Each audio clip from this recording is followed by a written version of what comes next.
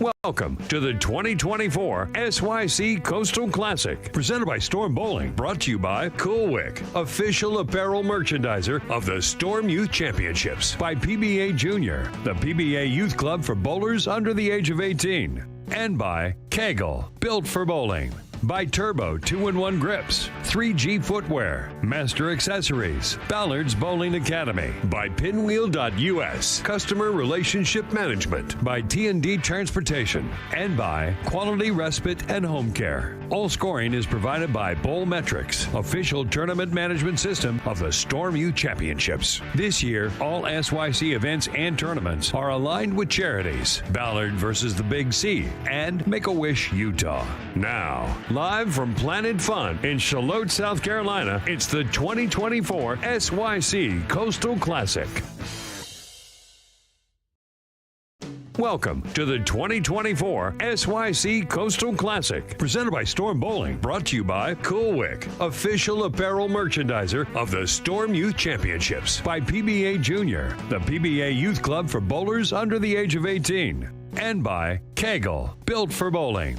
By Turbo 2-in-1 Grips, 3G Footwear, Master Accessories, Ballard's Bowling Academy, by Pinwheel.us, Customer Relationship Management, by T&D Transportation, and by Quality Respite and Home Care. All scoring is provided by Bowlmetrics, official tournament management system of the Storm Youth Championships. This year, all SYC events and tournaments are aligned with charities, Ballard versus the Big C, and Make-A-Wish Utah. Now, live from Planet Fun in Charlotte, South Carolina, it's the 2024 SYC Coastal Classic. Welcome to the 2024 SYC Coastal Classic, presented by Storm Bowling, brought to you by Cool Wick, official apparel merchandiser of the Storm Youth Championships, by PBA Junior, the PBA Youth Club for bowlers under the age of 18, and by Kegel, built for bowling. By Turbo 2-in-1 Grips, 3G Footwear, Master Accessories, Ballard's Bowling Academy, by Pinwheel.us, Customer Relationship Management, by T&D Transportation, and by Quality Respite and Home Care. All scoring is provided by Bowlmetrics, official tournament management system of the Storm Youth Championships. This year, all SYC events and tournaments are aligned with charities, Ballard versus the Big C, and Make-A-Wish Utah. Now, live from Planet Fun in Charlotte, South Carolina, it's the 2024 SYC Coastal Classic. Welcome to the 2024 SYC Coastal Classic, presented by Storm Bowling, brought to you by Cool Wick, official apparel merchandiser of the Storm Youth Championships, by PBA Junior, the PBA Youth Club for bowlers under the age of 18, and by Kegel, built for bowling. By Turbo 2-in-1 Grips, 3G Footwear, Master Accessories, Ballard's Bowling Academy, by Pinwheel.us, Customer Relationship Management, by T&D Transportation, and by Quality Respite and Home Care. All scoring is provided by Bowlmetrics, official tournament management system of the Storm Youth Championships. This year, all SYC events and tournaments are aligned with charities, Ballard versus the Big C, and Make-A-Wish Utah. Now, live from Planet Fun in Charlotte, South Carolina, it's the 2024 SYC Coastal Classic. Welcome to the 2024 SYC Coastal Classic, presented by Storm Bowling, brought to you by Cool Wick, official apparel merchandiser of the Storm Youth Championships, by PBA Junior, the PBA Youth Club for bowlers under the age of 18, and by Kegel, built for bowling. By Turbo 2-in-1 Grips, 3G Footwear, Master Accessories, Ballard's Bowling Academy, by Pinwheel.us, Customer Relationship Management, by T&D Transportation, and by Quality Respite and Home Care. All scoring is provided by Bowlmetrics, official tournament management system of the Storm Youth Championships. This year, all SYC events and tournaments are aligned with charities, Ballard versus the Big C, and Make-A-Wish Utah. Now, live from Planet Fun in Charlotte, South Carolina, it's the 2024 SYC Coastal Classic. Welcome to the 2024 SYC Coastal Classic, presented by Storm Bowling, brought to you by Cool Wick, official apparel merchandiser of the Storm Youth Championships, by PBA Junior, the PBA Youth Club for bowlers under the age of 18, and by Kegel, built for bowling. By Turbo 2-in-1 Grips, 3G Footwear, Master Accessories, Ballard's Bowling Academy, by Pinwheel.us, Customer Relationship Management, by T&D Transportation, and by Quality Respite and Home Care. All scoring is provided by Bowlmetrics, official tournament management system of the Storm Youth Championships. This year, all SYC events and tournaments are aligned with charities, Ballard versus the Big C, and Make-A-Wish Utah. Now, live from Planet Fun in Charlotte, South Carolina, it's the 2024 SYC Coastal Classic. Welcome to the 2024 SYC Coastal Classic, presented by Storm Bowling, brought to you by Cool Wick, official apparel merchandiser of the Storm Youth Championships, by PBA Junior, the PBA Youth Club for bowlers under the age of 18, and by Kegel, built for bowling. By Turbo 2-in-1 Grips, 3G Footwear, Master Accessories, Ballard's Bowling Academy, by Pinwheel.us, Customer Relationship Management, by T&D Transportation, and by Quality Respite and Home Care. All scoring is provided by Bowlmetrics, official tournament management system of the Storm Youth Championships. This year, all SYC events and tournaments are aligned with charities, Ballard versus the Big C, and Make-A-Wish Utah. Now, live from Planet Fun in Charlotte, South Carolina, it's the 2024 SYC Coastal Classic. We're in. Welcome to the Good morning. Oh, Kelly, you're off our camera. Oh, Hi. Closer? Yes. Get a little closer. Sorry. With solid extra dry. Good morning, everyone. We are live from the SYC Coastal Classic. This is the Advancers round, and I'm joined by Hall of Famer Kelly Kulick. Morning, Blair. Good morning. Kelly, you were over at the other bowling center yesterday and Little River. Yep. Of course, we love our two bowling centers, the Coast, Planet Fun, Little River. How was Little River? Little River was great. Yeah, it was an improvement. I didn't know. I didn't work last year, this event. Unfortunately, I was missing it due to other obligations. But they had new surface that they put in the front, so the heads were new. The gentlemen and ladies bowled on a 38-foot short pattern, which I had never seen before. They've always usually put the long pattern at Little River. Yeah. So the scores kind of came down. That's where most of the scores usually come from. Obviously, we had a few young men and women that averaged pretty high and did really, really well. But yeah, it was a great atmosphere as always. Snack Bar does a great job handling things. Pro Shop's always obligated to help out. They sold a couple bowling balls, helped the kids with some thumb holes and some services. So great atmosphere. It was just a beautiful day. Hated to be indoors when the weather was so nice outside, but always appreciative of both centers hosting this event. Yeah, I think some of the families mentioned that, like wanting to go and hang out at the beach and do things there, but got to be at the pool. Yeah, well, I'll give a little post too. When you're in the North Myrtle Beach area or Little River area, like a couple times a year, they have festivals. So when I was down here a few weeks ago, they had the Chili Festival. But right now going on simultaneously is the Shrimp Fest and the Greek Fest. Amazing. Yeah, so there's a ton of traffic around the area. A lot of tourists enjoying that extended fall and summer weather on the beaches. And of course, you know, it's the biggest area of miniature golf places to test out your skills for hole-in-one. For sure. I am getting these photos posted from our award ceremony that we had this morning. It's always fun to let the youth bowlers wake up and get some medals. Yep. That's a good way to start your day, right? Always. All right, and then let's introduce some of the bowlers. So on our main live stream pair, we have one of our medalists here, on lane 29. That is Mr. Harper Bennett. Mm-hmm. And on 30, 30A, this is Cole Murdoch. I'm sorry, that is not correct. Yeah, it is. Cole Murdoch, right? I don't know. Where's Harper in that? Harper is D. He's D, 30D. Okay. Yeah, they flip on us. Okay, did I get the right? There it is. So the pair we're watching is Cole Murdoch, Hayden Mitchell, Miklo Bloom, Harper Burnett, and Cameron Bennett. I might have said Harper Bennett. It's Harper Burnett and Cameron Bennett. Good morning. Burnett and Bennett. She's only on her second cup of coffee, folks. I need another one. Give her a little slack right now. And it was a late night with the college football games. Ugh. We're not talking about it. 27 and 28, which also you will be able to see.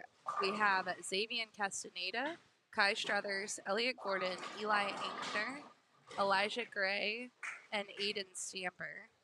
And then on our end pair, we have Franson Johnson, Holden Wellman, Benjamin Linares, CJ Quimbergi, Donovan Klein, and Miles Gordon.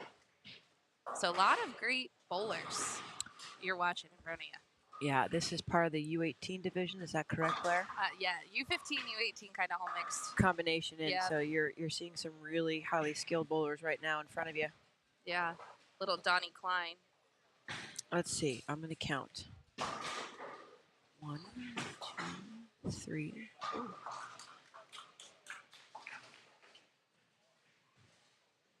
4. 4.5. Okay, I'm just counting. So why I'm counting out loud is how many are two-handed bowlers versus one-handed. Okay. My junior Team USA men's team, I have 18 young athletes, and 16 of them are two-handed. Just to give you a percentage. That's amazing. Mm-hmm. I'm waiting every year. I am waiting for the USBC sanction card. Yeah. To have one-handed or two-handed on it. Ooh, that's a good one. Because then we would know how many sanctioned two-handed bowlers there are. That's smart. Why haven't we done that yet, Blair? I don't know, Cal. All right. Bring we'll it have to the table. Bring it to the table. I'll see. We'll have to. Because we do left-handed, right-handed. Yeah. So it's one more checkbox. Well, and to add to that fact, too, on the ladies' tour, there's a checkbox off to say if you're one-handed or two-handed. Oh, so, nice. Yeah. Yeah, if we have it there, why not add it to our USBC card? Good suggestion. Maybe they're pre-printed. Maybe we have to wait a few years. Mm. I know how the cost of printing is these days. Anyway. Kai Struthers, also one-handed lefty. He's from my New Jersey area. Super smart. The young men are bowling on, all of the athletes today are bowling on a medium pattern, about 42 feet. Planet always fun. The center usually is sometimes the most trickiest between the two. For sure. Medium patterns tend to be the length of your house pattern as well, but they can pose quite a challenge. Sorry? Yeah, you can scan the QR code on the other side of this. Hayden's up on lane 29. Up the lane itself. We had a question about where to find the live stream. Ah, okay. Yes. See, Little River, we only live stream at Planet Fun, so some of the bowlers didn't make it on the live stream yesterday. So they're anxious to have their friends and family watch it. Ben Linares here on 31 has bowled 8 Coastal Classics. All 8? 8 of 8. His dad told us he can get to 10 before he ages out. Okay. Which would be incredible. I actually do recall watching him bowl and seeing how he's developed over his career, his growth spurt and everything. So it's great to see. It's the fun fact for me is to come back every year, even to different SYCs, but to see returning bowlers come and how much they've grown and advanced their skills on the lanes. Yeah. And just to see who they were and where they're going. Yeah, it's incredible. Ben, of course, and several of these bowlers are from the Buffalo group, that youth program. Melissa McDaniels heads that up. You're heading that way, I think. I am. I'm going to scatter my way in that direction tonight. Work with some of their junior bowlers tomorrow afternoon. It's Columbus Day, so the kids are off from school. Take advantage of some free lineage and some practice. I'm sure you'll be hearing a lot of how this weekend went. Yeah. From several of them. Yep. Harper throws it great. He does. He does. Using his height to his advantage. Joking aside and everything, you say, oh, you think you're tall, you should play volleyball or basketball or anything like this. But with bowling, when you have such long arm length and long legs, you really you can manipulate the lane in so many different ways. You can loft the ball further, it seems. You can have great extension with your launch angles off your hand. So it's not that being tall is somewhat of an advantage, but it can be. You can utilize it for your skills. Hayden's also one-handed. Left side looks good this morning right now. Front four, Elliot Gordon's over on lane 27. He's got 9 spare, 9 spare. You know what I did not grab was a lane pattern. Ah. They are bowling on a new lane pattern this morning. I can pull it up on, actually, give me a second. Yeah, so 38 feet yesterday at Little River and 46 feet at Planet Fun yesterday were the 2 qualifying patterns, 5 games on each, 10 games total. Cut to the top half in each age division. And then here they're bowling on a medium pattern, which I believe the ratio is right around 3-to-1. I think it was 42 feet, but Blair will get us the exact details. 42 feet, yep, and 28 mils. Now, the unique thing about this pattern is the bowlers actually have not bowled on it here yet. And normally, they always will bowl on the pattern in practice, but we did not lay this pattern down. Nope. So this is their first outing with the finals pattern. Unless they, of course, laid it down at home, which they can do. We release the patterns beforehand. We let kids, they can learn about them. JJ does a great video. Our friends at Kegel, they're fantastic. Just trying to give them as many resources as possible to have their best event. Yep.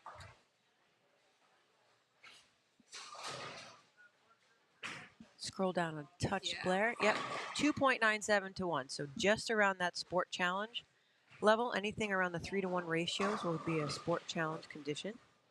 So, and all SYCs always have some type of challenge shot out there. You'll see many of the young men use urethane because the ball hooks and slows down the fastest once it hits the lane. And with their higher rev rates, it just helps them control the ball path to the pocket. Runaway Brooklyn for Poncho, letter A, front 5 on lane 31.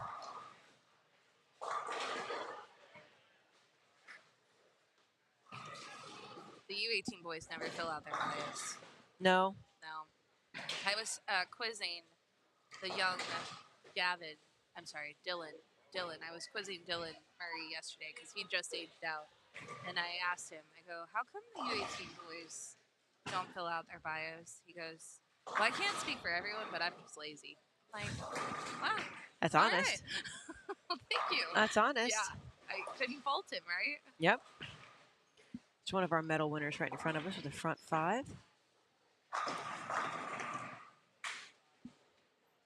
Our friend Cliff Barnes is in the chat. Cliff, we are missing you this weekend. Of course, our friends from Coolwick could not make it to the SYCs. Milton.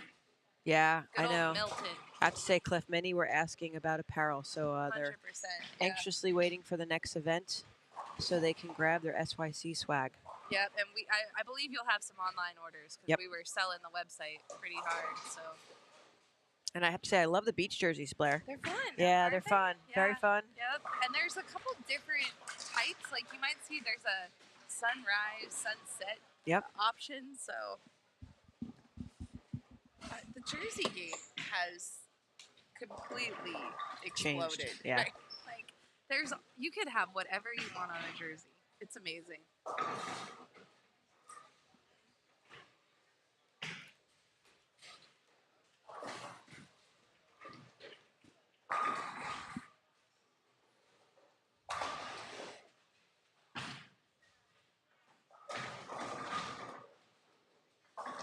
Harper catch the light shaker. They'll have the same skipping procedure today as they did yesterday. Skip 2, bowl on the 3rd pair.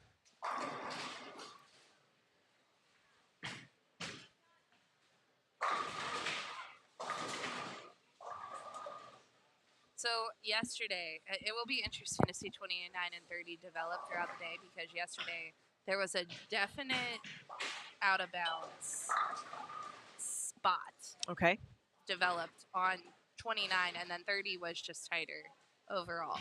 So we kind of felt like it might be topography because the other pairs were not acting that way. So it will be interesting to see if that's the cases today as well, as Poncho strikes again on 32. Okay. But Brian McCall said the record for their house is on 27 and 28. So that's a good pair. Good pair.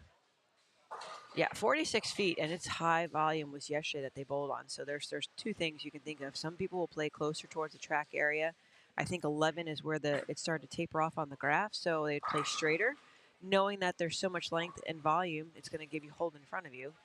Or you can fall it back from deep inside. It's just the likeliness of high carry percentage goes down. So I'm sure the scores sounded, relatively moderate over here yesterday. A couple bowlers, obviously. There's always going to be those one or two bowlers that always bowl really good. For sure. Yep. Elliot Gordon just threw a nasty messenger on 28 a few minutes ago. Do you wish you threw messengers like some of these boys? Oh, yeah.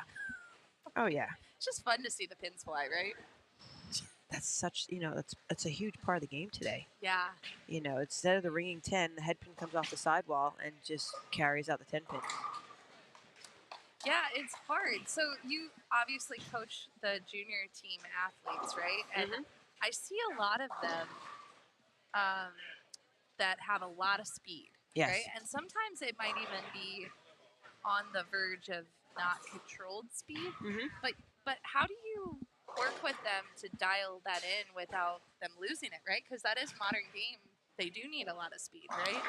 They do. Well, there's a basic scale, right? There's rev rate or rotations per minute, meaning how much they rev the ball. You hear the men on tour 500 plus, 450. Sure. Some of the really big guys 575. So your rev rate, how many rotations per minute, and your ball speed off your hand. So if those two can balance out and equal out each other, then chances are the ball migration going down the lane is going to be very predictable and very controllable. When you have someone who's rev dominant over speed, then that's where they have to make better ball choices, maybe bigger angles on the lane and so forth. And then speed dominant, you can use more aggressive equipment and so forth. So you're looking for the balance of the two.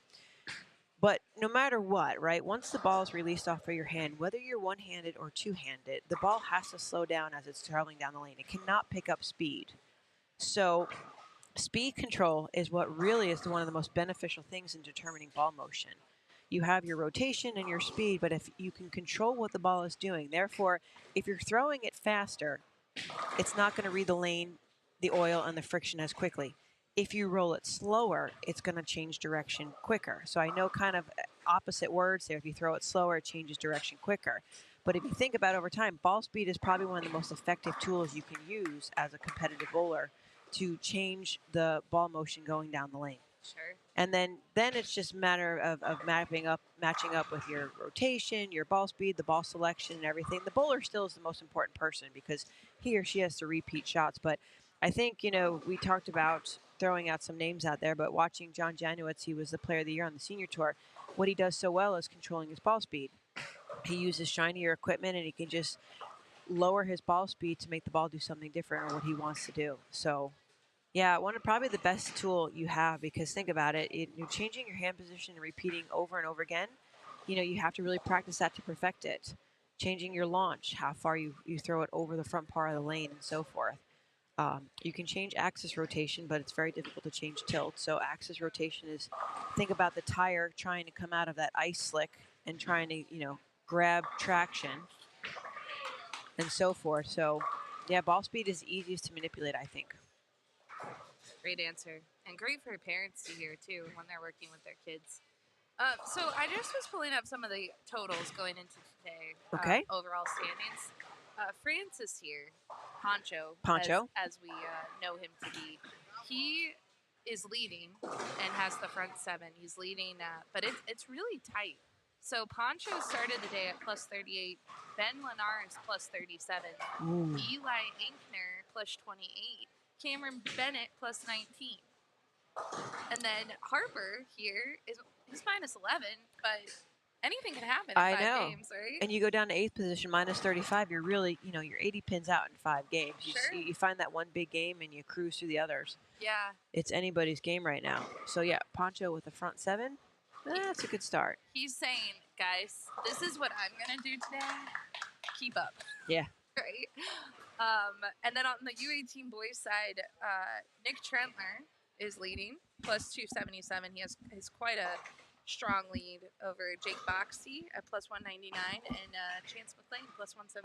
Those three are kind of the chasers. With William Cunningham in fourth position, kind of fighting for probably a medal. Really good scores, yeah. Elliot Gordon, though, he's had a great tournament. He's still kind of new to the U18 division. He won U15 boys junior gold this year. Yep. So, and then he moved up. What a way to end your division. I know. Winning the biggest tournament of the year. Yeah, he'll be on my junior team next year. It's awesome. Chance McLean also he made junior team for the first time this summer, and his mom said that he's through the moon to work with you. And I met her excited. yesterday. I was talking with her too. Yeah. I think these guys like the pattern. What do you think? I think there's more X's on the board than there were yesterday in both centers in game number 1. Yeah.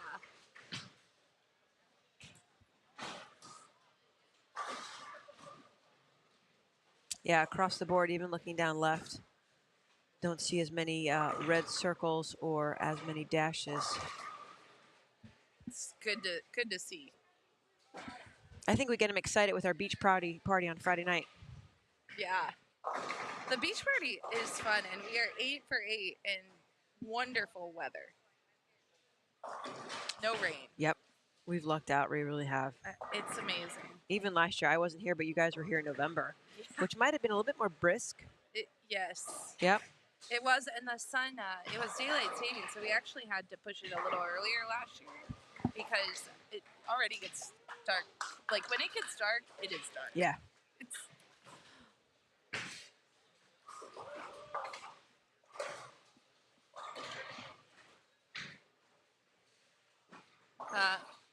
Melissa McDaniel just popped in, and she said she told Vegas Aunt Kelly's coming. Yay! I get to see Melissa McDaniel's dog. We love dogs. We're dog friendly in these parts. Yes. You know, I forgot to ask Brian. They have 2 dogs. I don't know why our house didn't come with a dog. Next year. Yeah, I know. Next year, because we're not home to take care of it. Probably. Neither is he. You leave before the sun comes up, and you come back when the sun goes down. That's true. Yes. Yeah. No different than my poor puppy at home. So. Yeah. We got now, Kelly. You are our true nutritionist for all the health side of things, but our nutritionist Pat here, Coach Pat, as we've called her, she is the cookie. She brought all the cookies that are at our house, and you can't escape any. No. Nope. She gave us chocolate chip cookies and some banana nut bread. Poncho looking for the front 8. Oh, runaway Brooklyn. Take it. Front 9, excuse me. Oh, my goodness. It's got the 9-bagger. Let's go Poncho. It's going to finish up on 32. You'll be able to see his shots. You won't, although we could probably move. We could do a little We'll maneuver. jinx him. We'll jinx him. You The can't do 12 it. ball. 12 ball. Yep. Maybe. I don't know. No, I don't want to jinx him. They can see it. They can see it. Yeah, we're not going to move it. This is a better angle anyway. Exactly. Yeah, if I move it, I'm liable to get the wall. Oh, I already smell the popcorn. This place has fantastic food. Now, I know Kai is one of your youth bowlers that you've worked with over the years. Just a little bit, yeah. The junior program at Jersey Lanes does a great job over there. He is his nickname's Popcorn. Is it? Yeah, because one year at Junior Gold, he started munching on some popcorn and he kept bowling better. So, yeah, we should get Kai some popcorn. Some popcorn. Yeah. He's bowling well this morning, though. Making his spares. Yeah, yesterday, game 1 over at Little River was not fun for him. Really? Yeah.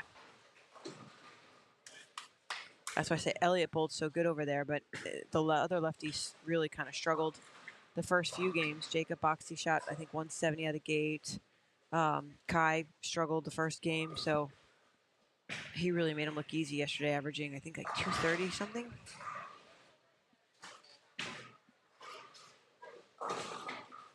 When Elijah Gray gets up the next time, you have to check out his outfit. He's got a cool outfit on today. Yeah, I'll point him out. He's on 27, 28. Oh, there he is. He's walking right there. Oh, yeah. Look at that. Super cool.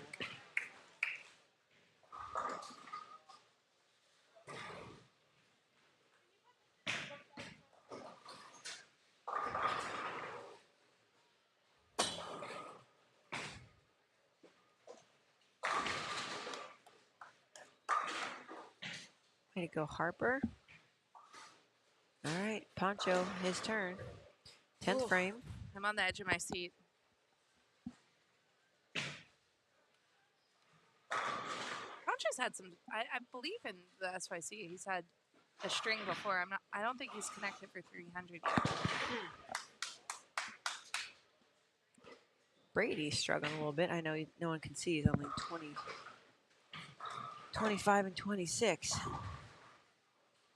He did not have the most fun at Planet Fun yesterday. No. Kind of struggled here. Are we going to rename the bowling center? Well, I don't know. How about we just call it Mars? Oh, leaves the 4-pin on the 10th shot. Great run, though. Great game, Awesome. Poncho. All the guys are looking like, uh-oh, who's that? And it is uh-oh, because he's in first. So. Yep.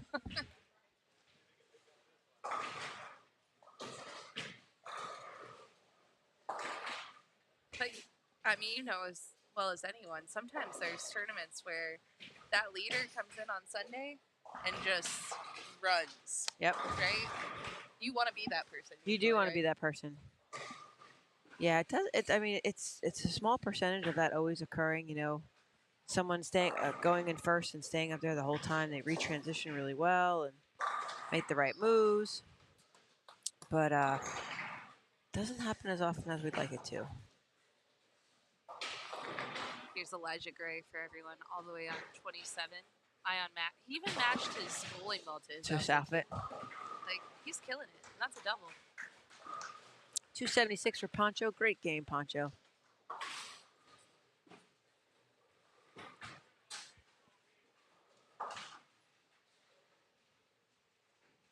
Kel, what's on the horizon for you bowling-wise?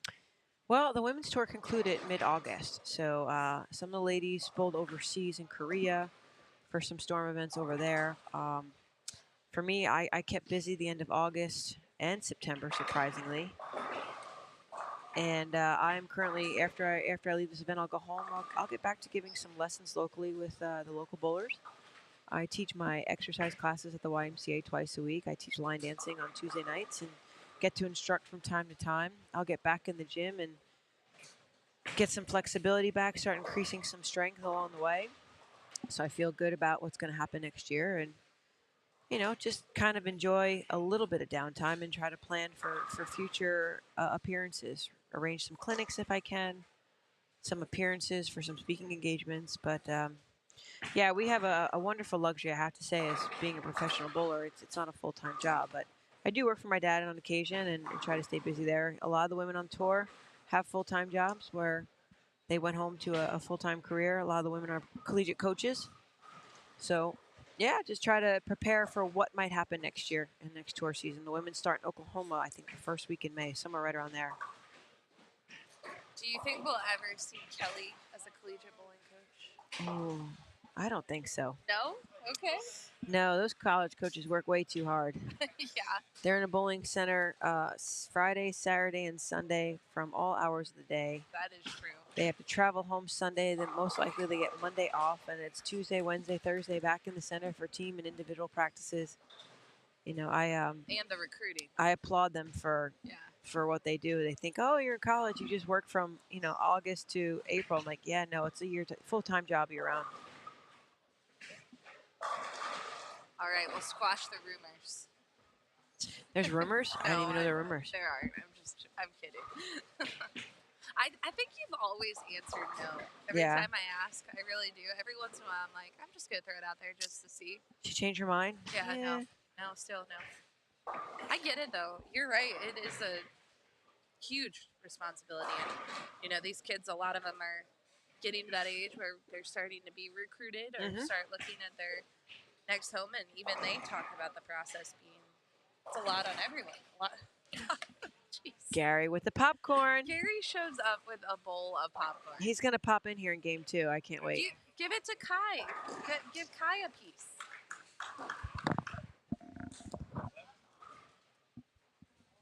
Go give Kai popcorn a piece. Gary's not even sharing popcorn with the guy that's nicknamed Popcorn.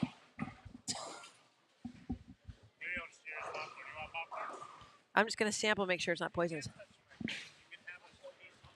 Oh, thank you. 1 kernel. Ooh, it's very salty, buttery. Excellent movie popcorn. Delicious. Yeah. That was about 8 calories right there. Ooh, trip 4. Awesome. That's for Eli. Very nice. Do you know what I was going to do, Kelly? What were you going to do, Blair? I don't know. I'm asking you. Yeah. Like, I don't remember. I got my phone to look up something, and now I'm The forgetting. nutritional value in popcorn. Yeah, is that it? Maybe. Oh, man. It is...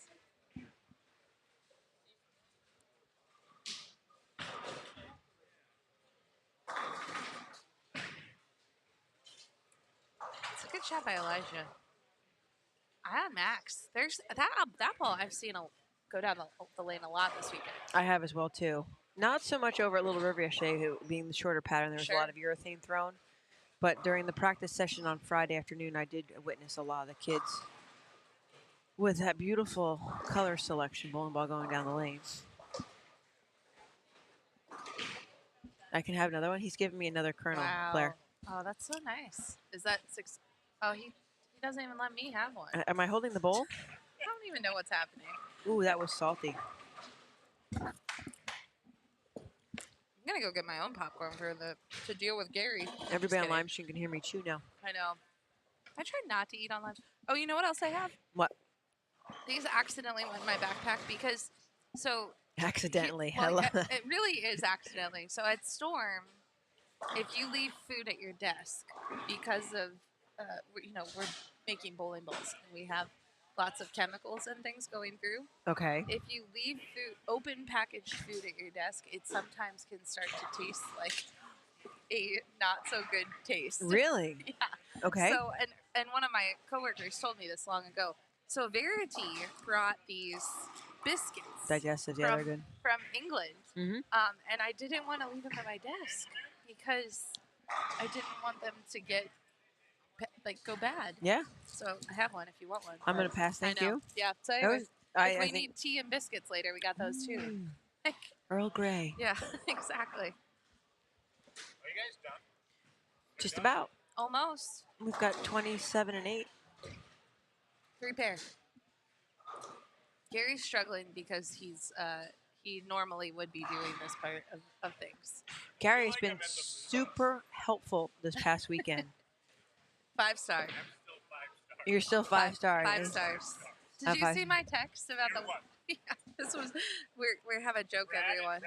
This is me. Flashing 1 star. We've been rating the quality of work this past week. So far, we're all 5 stars. Yes. We're all 5 stars. Come on, Brady. All right. Double in the 10th. One more for Bales up for 167 over there. That's further away. You know how we were talking about speed and rev rate earlier? Mm-hmm. Xavier. Yeah? Look at that speed and rev rate matchup. Yeah. It's good, right? Very good. It's impressive. Do you think pro shop operators get bored only drilling 2 holes now? No. No. I think they're No. like, this is great.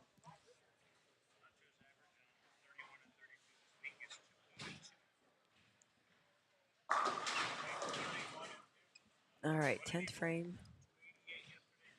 Looks like Can we strike got out for 194. We got a good crew coming in 29 and 30 too. Mateo, Joss, Hunter, Ryan Burgess. What I don't know, but would assume.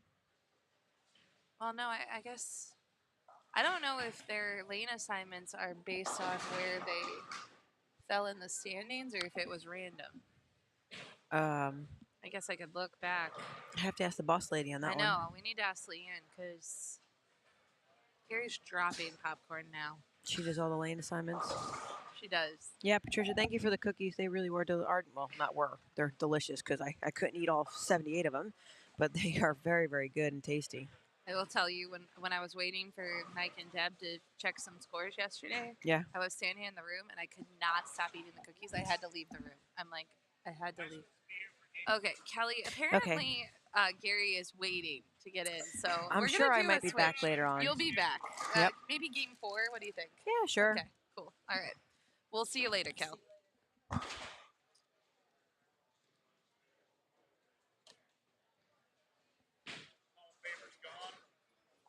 All right, everyone. We do have our new bowlers coming to lane 29 and 30.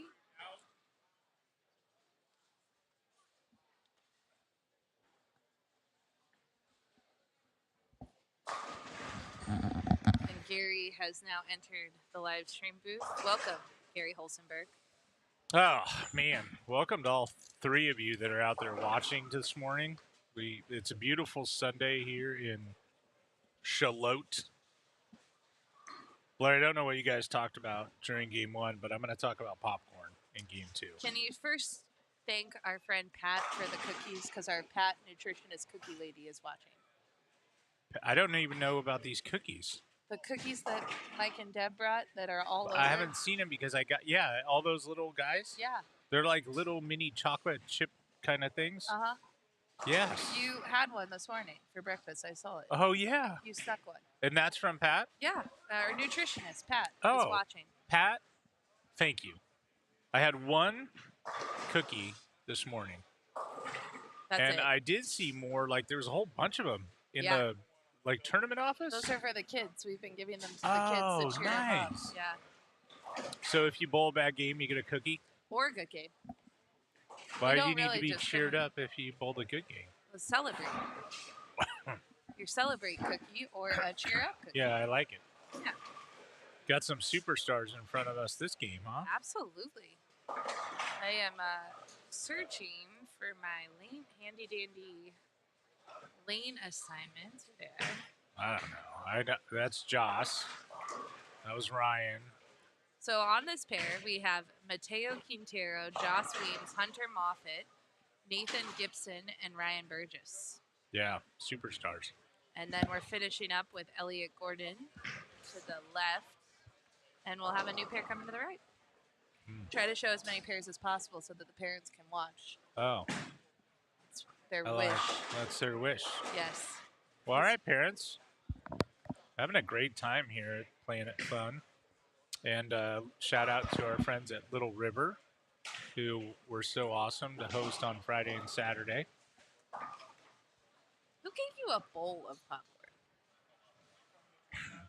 I went and asked my friend in the restaurant if the live stream booth could have some popcorn. So this is our this is our popcorn? This is our live stream popcorn. Oh, yeah. nice. All right, cool. Brought to you by Gary And Planet Fun. and Planet Fun. Yep, the McCall family is feeding me popcorn.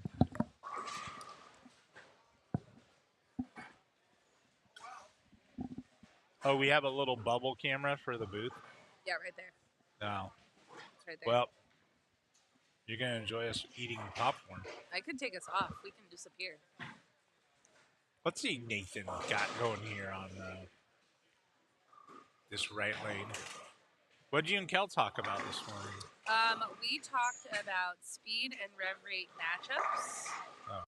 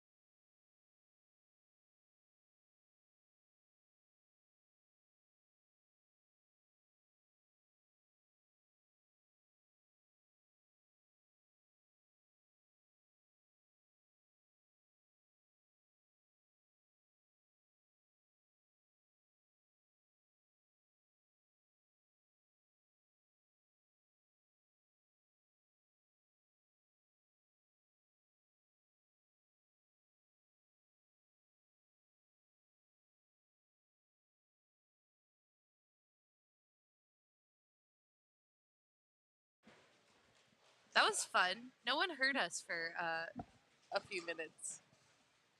You're at the top of your game, Blair. Well, you got one thing to do. You're at the top of the game. You brought in popcorn. We haven't had to remove our camera. And normally when I remove the camera, it's because I was leaving. We've been talking for 10 minutes straight, and no one heard, which the production value is just through the roof.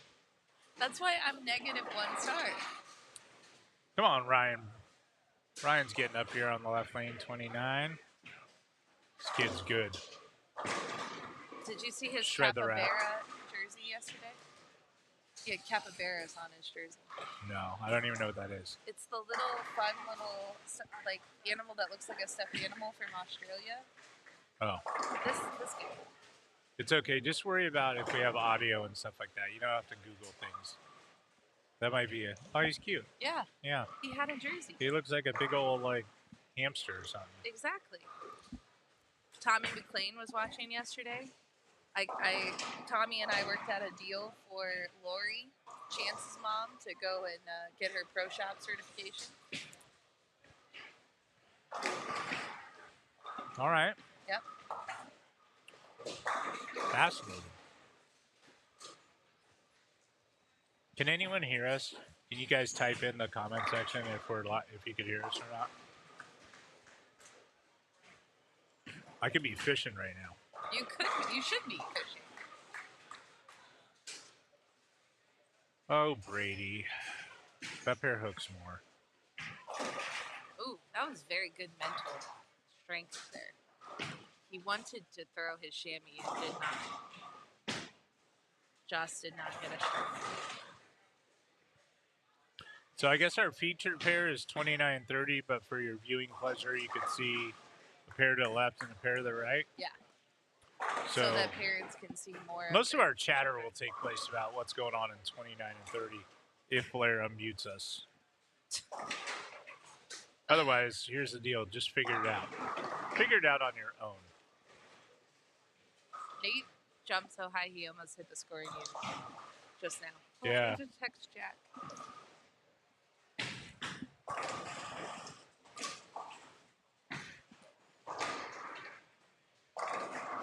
Have we seen the McCalls today? No, Brian's on your time. He shows up around 10:30, 11 o'clock. Yeah. Comes to hang out for a little while, cooks in the kitchen. Oh, okay. And then goes home. All right. But he did stop in the live stream yesterday for a game. Did he chat? He did.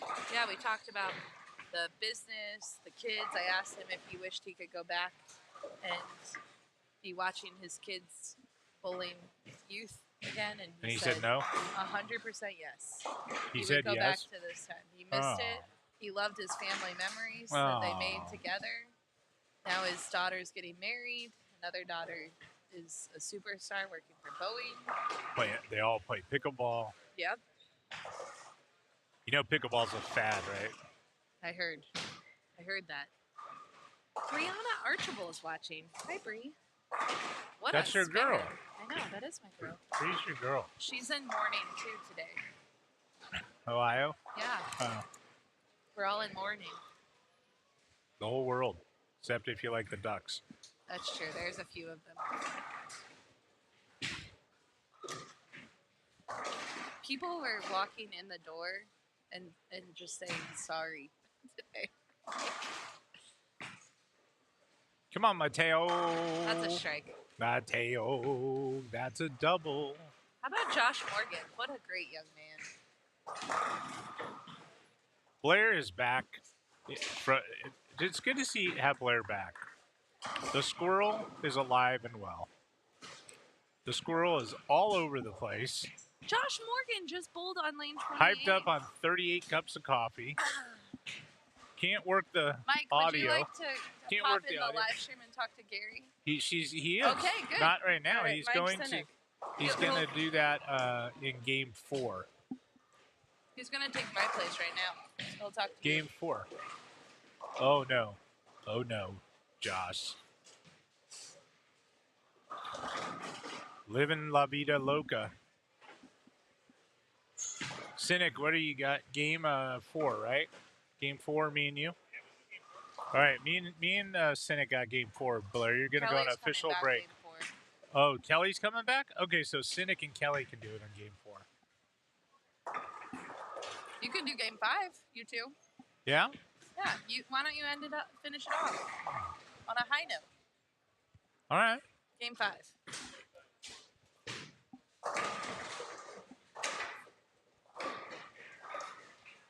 I want to be two-handed. Your elbow's broken. I can't. It's okay. I'm just saying I want to be. Okay. Most people in my age group are like hate on two-handed bowling so much. It's sad. Not me. I like progress.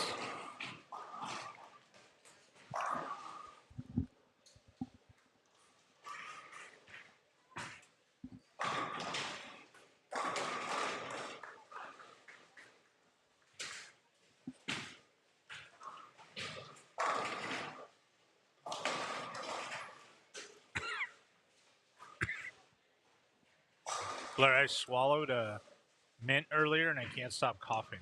You choked on a mint? Pretty much. Oh, Mateo almost got a mess a minute ago.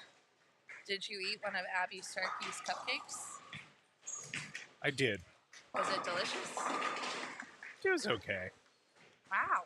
I like to eat my cupcakes with a knife and a fork. There was no knife and a fork available, so I felt a little barbaric. I can't even comment on this conversation. I also like to eat pizza with a knife and a fork. That is It's my not... preferred way.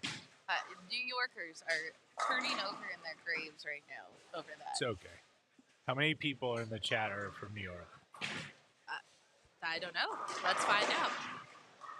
Who's from New York? Nobody cares how I eat my pizza. So people have opinions on eating pizza. That is a thing. Good shot, Joss.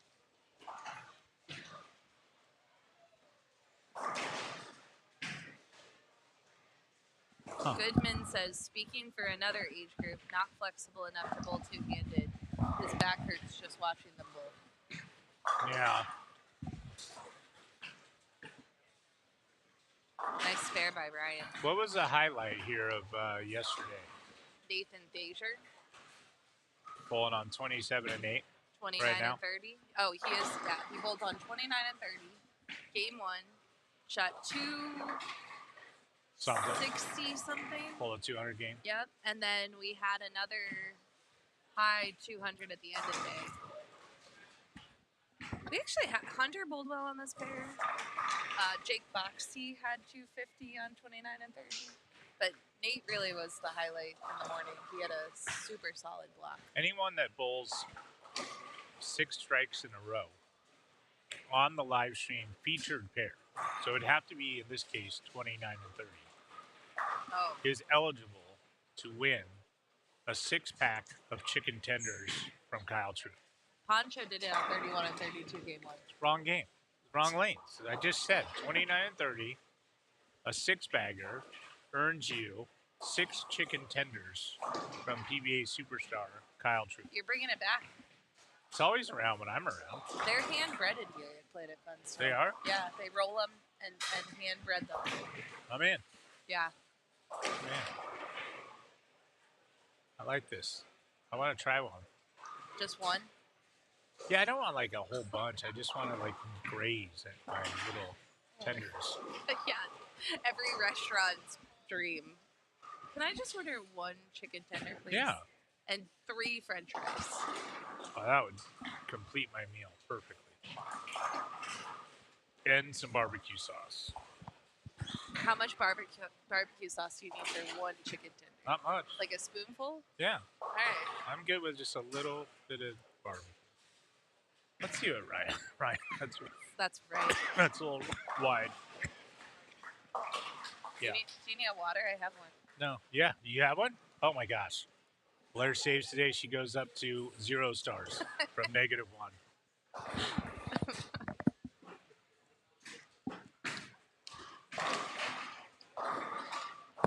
Oh, Next Haas. next week, your career in live streaming is continuing. My career in live Yeah, streaming. you're a professional streamer I don't think I'm. No, I'm not. I'm an AM. that doesn't know how to work the audio. Yeah, definitely. I have a very nice soundboard that was muted for 10 minutes. So, Definite amateur. It's amateur. so hour. where do you take your amateur roadshow live stream roadshow to? Well, I'm actually going to Phoenix, Arizona for the first time. I've never actually been to Arizona. Another vacation. I will be spending my vacation for 13 hours in a bowling center every day. Yeah. Yep. Agent Ong Open for anyone who is interested. We will be live streaming. There will be a lot of talented adult players that will be competing next week. Yeah. Yep. If you need some entertainment. Where can we tune in to watch this? This one will be on the YouTube channel that some of you are watching right now, SPI Live, and the finals will be on our Rotogrip Facebook page. Okay. Yeah, and you know, Carl Ong and Jamie McWilliams are friends, and so a lot of the players that you see at the TAT are coming to bowl this tournament. Okay. They've connected. Carl's made some trips out to the TAT. Kind of the same pool of people Yep. that bowl these things. For sure. So yeah, there's some crossover. Yeah, and the TAT this year, 25th anniversary. I'm going. Oh, I'm going does to that mean February. I'm not going? No, you gotta take your live stream roadshow to the TAT. Cool, I'm in. Yeah. It's gonna be a big one. Team event. 25th anniversary, I can't wait. and it's growing. So Jamie and his team, they keep growing. We freaked our nutritionist Pat out. She thought Kyle was here and wants to make sure he gets a cookie. We'll send him some. Yeah. Pat, I don't know if you know this or not, but I don't know how you sent this, but there's 14,000 little cookies here. And I don't know if we can give away as this many cookies. They are all fresh though. They did come fresh. I mean, we had them littered all over our rental house. And then I show up to the bowling center and there's a tub of them. Like a massive, big, giant Tupperware thing of cookies. Yes. Pat cookies. Yeah. Our official nutritionist of the SYC. I don't know how many, yeah, I know. Pat, how many little mini cookies did you... They're like the size of a Chips Ahoy type cookie. They're fantastic. So for me, not bite size. I eat my chocolate chip cookies with a knife and a fork. But for most people, you could eat it in one bite, or you could take a couple of bites. They're like the perfect size. Yeah. And bowlers, if you need a cookie, head to the check-in room. Yeah. Mrs. Trentler is watching. We miss you this weekend, Barbara, and says that Pat's amazing. Apparently. Thanks, Pat. Nathan wants to know, would this be the Tiger Shark squad? Say again? Nathan Johnson said, would this be the Tiger Shark squad? Combined? Yeah. Yeah. Yeah. I saw a nice picture of Nathan and his dad. Coach. I saw Coach in the picture. It looked like they might have been playing a little round of golf a day or two ago. I forget where I was traveling. I had a great travel story this week. Your plane didn't land, right? The plane flying into Atlanta, we were just landing just over the runway. And then we decided to abort the landing and go back up into the sky. And you love flying, so this was it probably was really great. Beautiful. Did you eventually land? And then the pilot comes on about 10 minutes after that. and says, "Hey, sorry, there was another plane on the runway. Oh, So if we landed, we would have landed on such little plane, nice. and probably wouldn't have been a good landing. I'm just guessing. So yeah. Anyway, that was my arrival into Atlanta. Sounds great. But we made it all safe. Yeah, for all those affected by the hurricanes, the most recent devastating tropical storms. Milk. Yeah, before that, our friends in the North Carolina area Yeah. got pummeled. Helene. Helene, Where yeah. did they get all these names? They go in alphabetical order, I mean. I do know that. But they're picking like super old school names. Yeah. Like Was Gary. there a Gary? I know there should be a Gary hurricane. It's too late. We're past the G's. It won't be this year. Anyway, the point was we wish you all well and hope that, you know, you made it through okay. And we're thinking about you. So, anyway.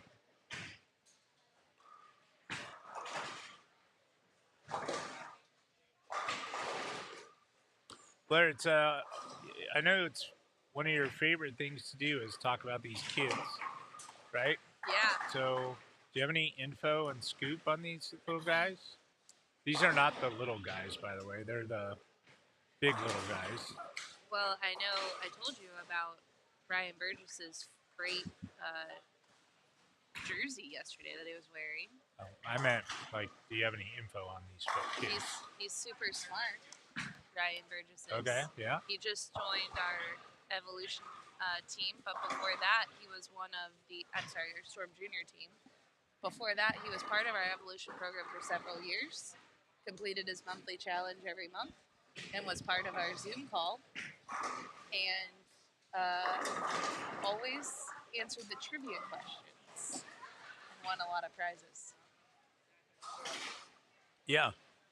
So smart kid. Yeah, he's I from know Houston. I know there's Nathan, one of your guys here, Mr. Gibson. Yeah. I was waiting until he got up. Oh, he's chilling on the back table. He's from Murfreesboro.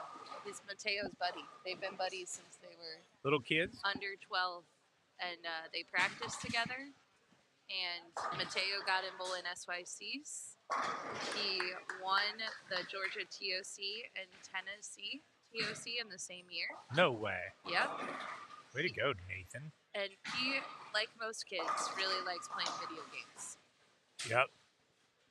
True that. Hunter Moffitt here, Roswell, Georgia.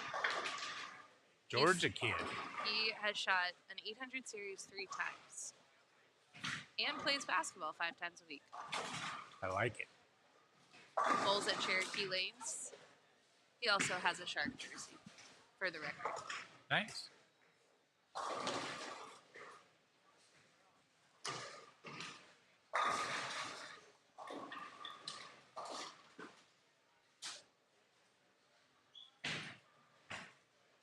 Ryan's going to make a ball change here. I like that decision. That's a chat about. What about Mateo? Did we talk about Mateo? Mateo's great. Mateo is on Junior Team USA. Awesome young man. Multi-time SYC champion. Junior gold. Junior gold champ. His dad is putting together a really great tournament this year for all the youth players and partnered with PBA Junior. Great. For an international competition. The entries for that one go on sale on Tuesday. Yeah? I got to sign up. Yeah. Where am I going on vacation next? He would love for you to attend the Dominican Republic with them. Ooh, Dominican Republic. Yeah. They're good at baseball, right? I don't know. Yeah. Oh, that's cool. I think that's their sport down there. I'm out of the baseball world. Huh.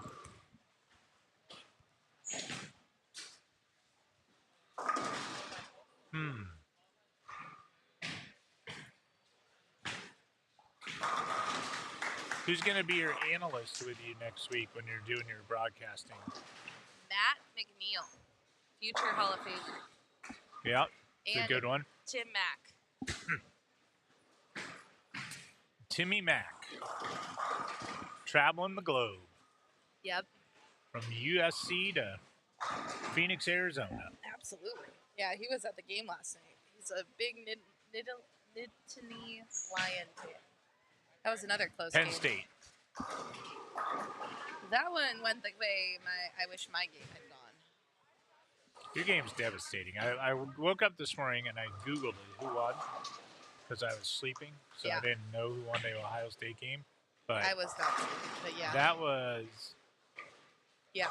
not. I haven't seen the end of it, so I heard from a reliable source that maybe Ohio State kind of had like a bonehead play to end it all. Yeah. And I'm going to watch the highlights later. If you go on social media, it doesn't take you long to see it. Okay. If you just scroll. I'm really not even sure why it happened. So, Buckeye fans, we are in mourning. I didn't even... Ohio State lost last night, and I missed the Stanley Cup drop this morning. There was a wicked Stanley Cup drop. I missed it. I'm sure it's not sold out. It is. Totally. What's Wicked? The movie musical that's coming out. And They the musical did a collaboration with the NHL? They did Stanley. A colorway of a cup. Oh, not It's Stanley Cup, the Stanley Cup, like hockey sports. You're talking about Stanley, The cup. the age-old, the Thermos. super old thermos Yes. that all of the hipsters find are hip now. They do a colorway. They did a... With Wicked. Yeah, Okay. it's really pretty. I missed it. They partnered with Target and Stanley. And so Target got the cups, and online they sold out in 30 seconds, and in store they're gone. So, it's been a great start to the day. Well, it ends at the Boundary House. Ooh, famous Calabash. You know, before you go, Gary, we have been thanking Little River and Planet Fun all weekend, thanking the McCalls for bringing us here. However, just anyone that's watching that may just be, I don't know, well, I know why, because you want to watch these youth bowlers, but anyone that's watching that does't have a bowler watching, Myrtle Beach is a great place to come vacation. Holy cow. Ocean This whole Isle. area, thank you for saying Ocean Isle. Ocean Isle Beach. Yeah. Put it on your list. And they have tons of VRBOs. And I'll tell you, because you're watching and you're a bowler, obviously, or you have a bowler in your life. Yeah. The community supports the SYC. Every year, the travel tourism community gives some money to this tournament. And they do so that money all goes to the scholarships. And it's an unbelievably beautiful area of the country. And, and this is considered the off season, but I think the off season has extended, or the on season expanded. Yeah, it's totally, because there's more businesses open than when we used to come in October. Yeah, it's great. Yeah.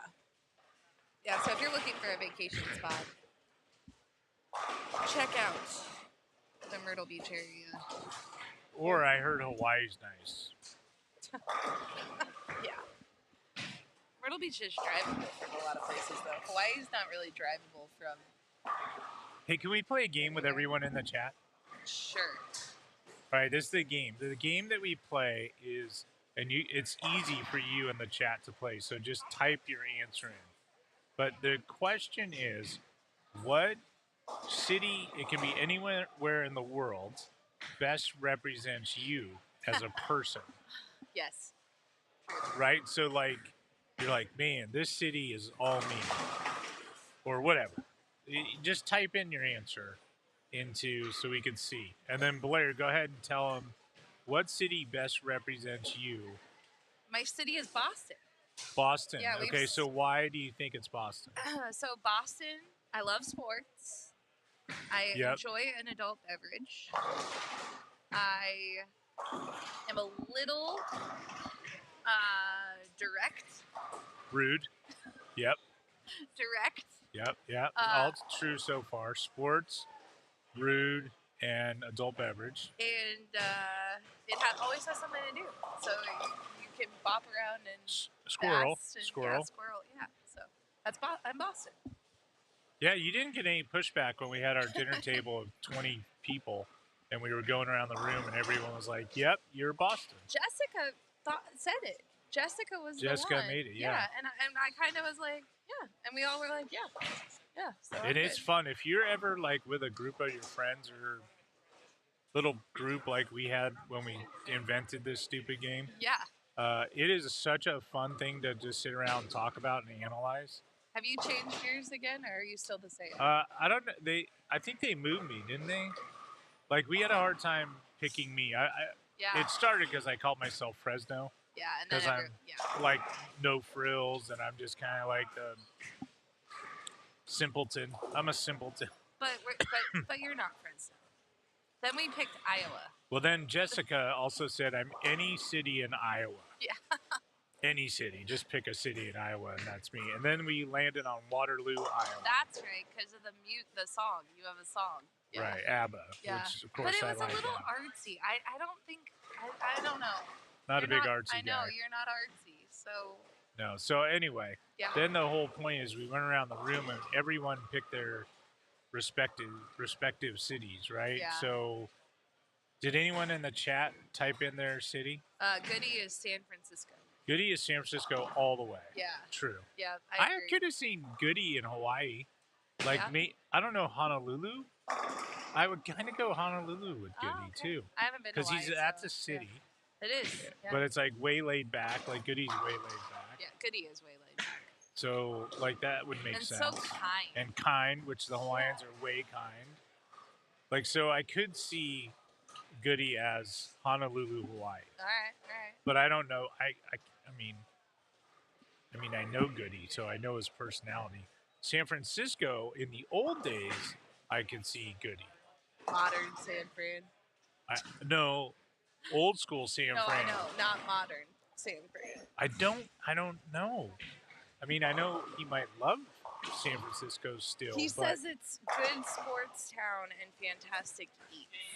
The food probably still is fantastic. No, but everyone I talk to says like the environment has gone, like it's gotten worse or something. Because it used to be one of the greatest cities in the world. Yeah, I went one time. I don't It was know cool. if it's still one of the greatest cities in the world. We did that big street. What's the street? Lombard, Yeah. the curvy one. Yeah. And we went and had ice cream at. Ghirardelli. Yeah. Yeah. Yeah. And you go to the Alcatraz, and you go to Fisherman's Wharf. We and didn't all have time that. to go to Alcatraz, but we saw Alcatraz, which was cool. From the. Yeah, of course. Yeah. And they have seals, which if you like animals, the seals are cool. I don't know. I love San Francisco growing up. I just haven't been there in a long time, and I like the 49ers. some people don't have great things to say about it anymore. I don't know. Yeah. Seattle's the same. Seattle is a fantastic city. I'm not saying it's not currently if you live in Seattle. I'm just saying people feel like the crime kind of went up and I don't know, your safety. I still want to go. I don't know. I still want to go. But Goody says Honolulu was his second choice. Yeah, see? You nailed it. I know my Goody. Yeah. All right, so we got new bowlers today. Are you hanging out? You gonna stay? Yeah, who's supposed to be in the booth with you game 3? No one yet. I was gonna see which parents were hanging around, but you How can about stay. your Ducks fan? No. No Ducks. Here, wait. The only thing I would say, to go? Blair, is Here, grab can I go see if Here, I'll put it Leanne's on. available? Look. Is Leanne available? You want to talk to Leanne? No, you talk to Leanne about the tournament. I'm putting it on. See y'all.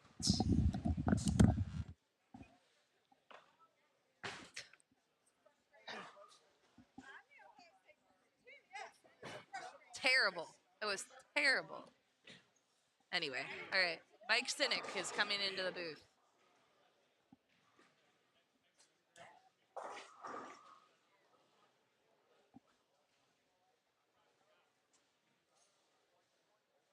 All right, we've got some new bowlers making their way.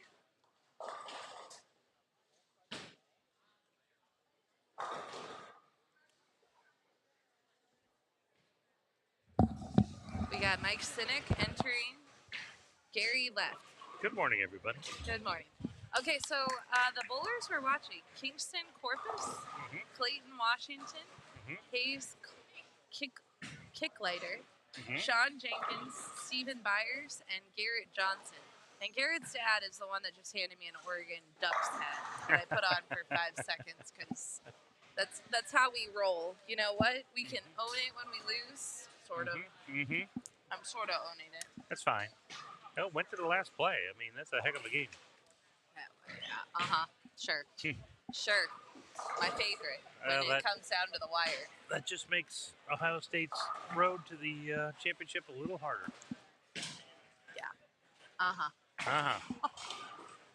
All right, so my question to you is 29 giving up as many epic messengers as it did yesterday? No, actually 28 today is the one with the messengers. 29 is kind of not feeling it this morning. I woke up on the wrong side of the bed. Yeah, that can happen. Kathy Pitt says that you're their favorite. Hi, Kathy. Hi, Kathy. I miss Kathy. I don't understand why I'm not the favorite. I miss Avery. I don't get it. Just kidding, Kathy. Mike should be the favorite. I heard yesterday from a reliable source in the live stream booth that you would do anything for the youth players in your area, and I believe that is true. Well, it's one of my goals when I took over my center was to try to provide the youth bowlers with what I didn't have when I was their age. And with the way that college is available to these bowlers, it's, the educational part's super important. So it's kind of neat that we can do that.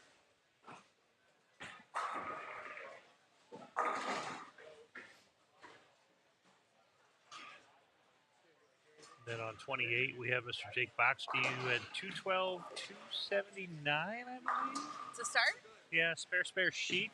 Wow. What did Ponchos give to? I didn't see Poncho's second game. He was down on 5 and 6. But the left in here is interesting. Jake yesterday in this center was basically bouncing between 190 and 260. Okay. So he was like 198, 260 something, 180 something, 279. So the pair-to-pair moves in here are interesting. And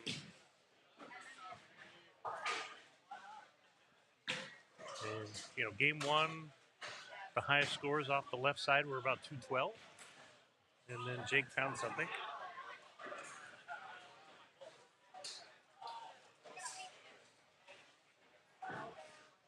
I'm doing scores as we speak. It's so easy. You can do it from the live stream booth. Yes. Metrics makes scoring so easy. It's easy for the folks at home and the parents here in the center to keep track of what the standings are. See, Chase got a messenger. I'm telling you, it's 29 today. I'm 28. 28? 28 today. Very nice. Let's go, Chase. Garrett Johnson's dad is an Oregon fan. Yesterday he was decked out in Oregon gear. Yes, he was. And I was like, oh, dang it. I did get a text this morning. When I was texting, I had a player out in fantasy, and our VP of Operations, Corbett Austin, gave me a heads up. Very nice. He said, you might want to fix this. Thank you. He's like, I know you're working, so. Corbett's awesome. He is. I think I'm good now. I haven't really checked, but. I checked my fantasy this morning. I've been lucky this year. I've had, knock on wood, I've had very few injuries. Fantasy is a lot of work, people at home. Oh yeah. If you don't play fantasy and you don't, I don't recommend it. There's a lot that goes into it. You can't passively do fantasy. It's a lot of work.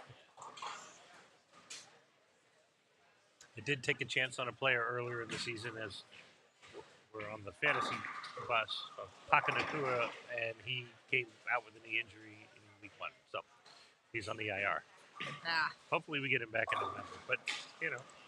If you were putting together a fantasy bowling team of pro bowlers, who would you put together? Or who would you put on the list? Current team? Like from current like professional bowlers? Like a bigger format, right? So like pick 5 or 6. 5? Yeah, 5. Awesome. I would, Simonson, Belmonte, guaranteed. Okay. Let's see. I'm a big fan of, if the conditions are right, I'm a huge fan of Frankie Lavoie. Okay. Shot maker. Just, you know, he's got that he can hit a dime when he needs to. That's 3. Who did you say? Belmo, Simo. Belmo, Simo, Frankie. Okay. Yesmer. Okay. Because you got to have left-handed, and you got to have one lefty who can just lose their mind. And I think Kyle True, because I like his mental fortitude, and I have 3 different two-handers on the right side with 3 different styles. All right. So how about that? I like it. It was funny yesterday. Scott Boxty. Oh, Garrett almost got a messenger. Scott Boxty was in here, and we were chatting. Nice shot by Chance McLean. 179. That's not what Chance wanted to do. No. How's Chance bowling today? Fighting with him a little bit. Okay. Did you save that? Did you save this? Actually, there was an error, so I'm going to go in a second and go check a sheet. Okay. But I'm good for the moment. Okay. They were in front of us for a bit, so.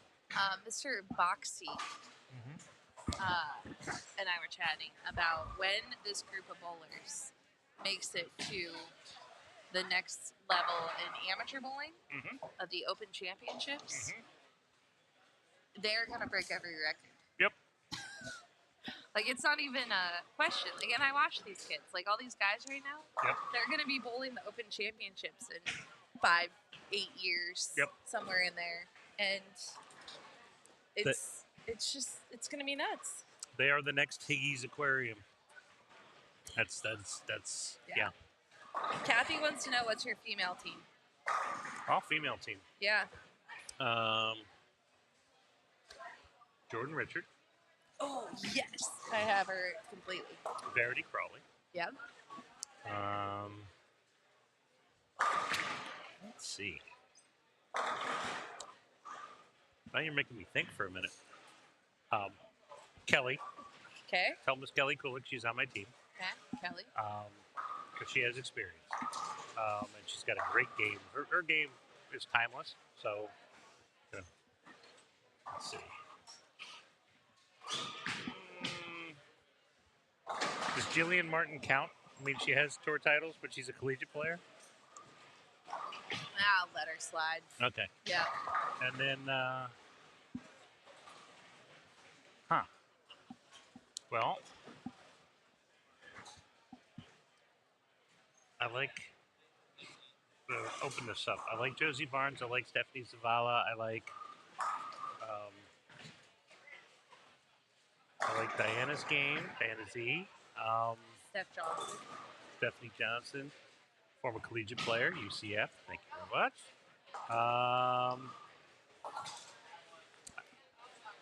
I still would put Carolyn in there because Carolyn's got that grit and determination. Yeah, so many good lady players. Yeah. Yeah. So I'll say yes for the rest. All right, there you go. There you have it. My sneaky player is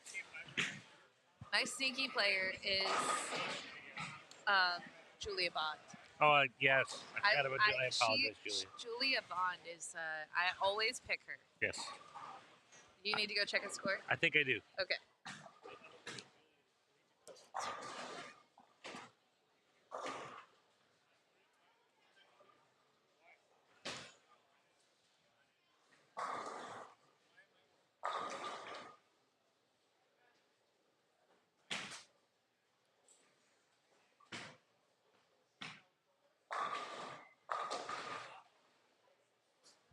I don't know what's going on.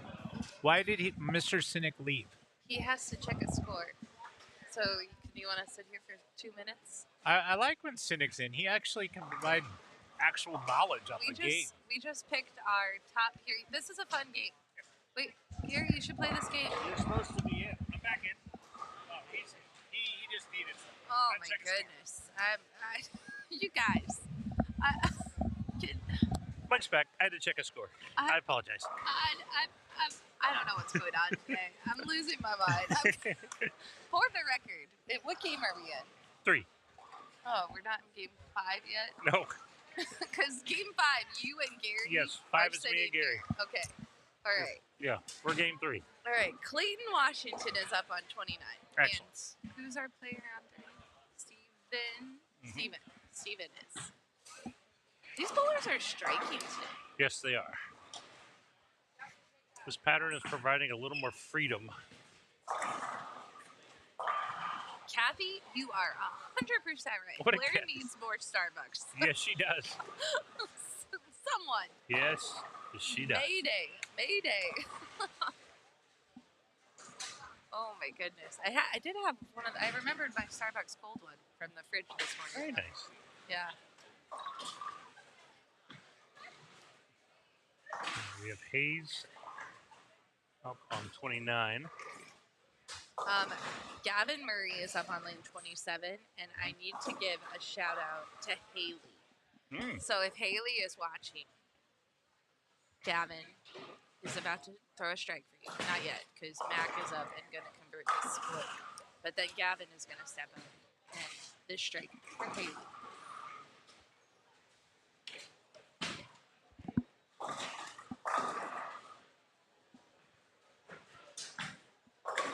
See?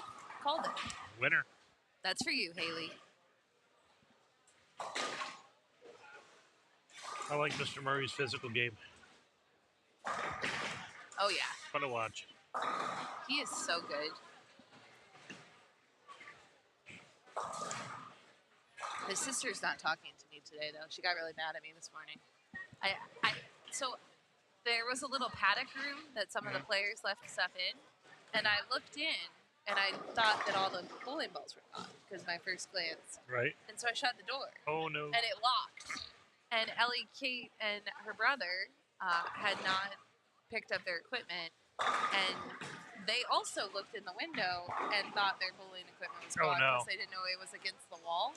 Right. And so Ellie Kate was panicked that her bowling equipment was gone. And I'm like, let's go find the key. Everything's like she was mad. She was like mad at me. I'm like, I'm sorry.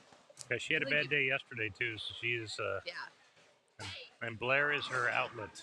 Yeah. She's like, you locked the door. I'm like, I know. Okay, Mr. Sean Jenkins on lane 29, front 5, up at Black Hornum. Talked to his dad a little bit earlier. Great shot. He's committed to Milligan. Hi, another Milligan. Another Milligan. Wow. Dad is a former professional golfer. Okay. So we were discussing mental game because to play golf at the professional level mentally is very close to bowling at the professional level because you're standing there all alone having to make a shot. You know, there's no team that's blocking for you or anything like that. So, you know, his dad said that, you know, he's been working with him on when he's up there on the approach, how to get his mind calm and how not to focus on what everybody else around you is doing. So it was really, really good. That was a fun conversation. That's very cool. Yeah. When you have multiple sport athletes and then multiple sport parents, or just a parent that has experience in another sport, it can really help things. Yep.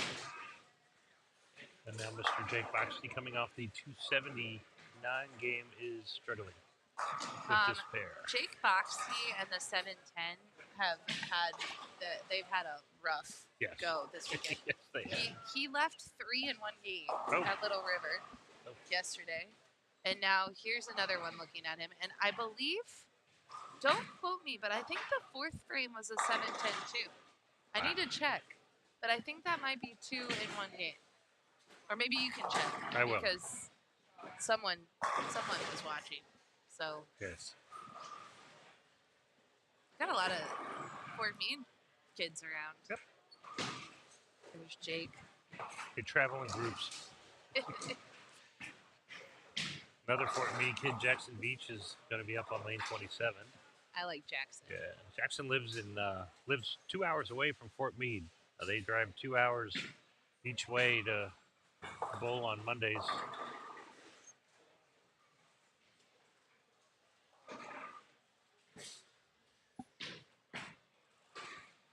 Mr. Jenkins from 7, Jackson Beach, high flush. Here it is.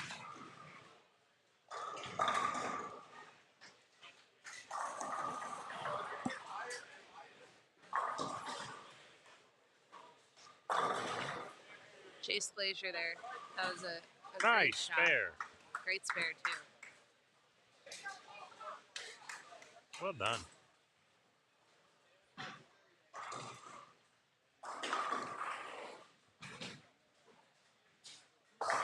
Chase is a Ohio State fan too. Yes.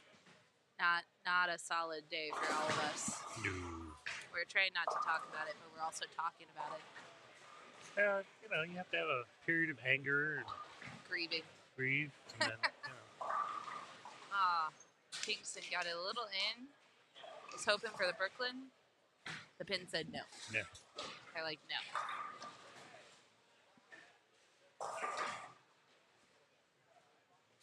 So now, Aiden, another one of your Fort Meade bowlers. What strategy did you guys have for this pattern this morning? Because this is the only time in the SYC that you actually don't get to practice on the pattern. Correct. As I So snag the popcorn. what we looked at was the difference between the pattern that they bowled on in here yesterday and today, and the shapes are relatively similar, 4 foot shorter, and then we look at the center as what does this center have characteristically, and in this center, playing further to the outside of the lane creates an inconsistent reaction, but playing in is the better way to go. So we talked about, what balls to use initially. Can urethane stay in play or can it not?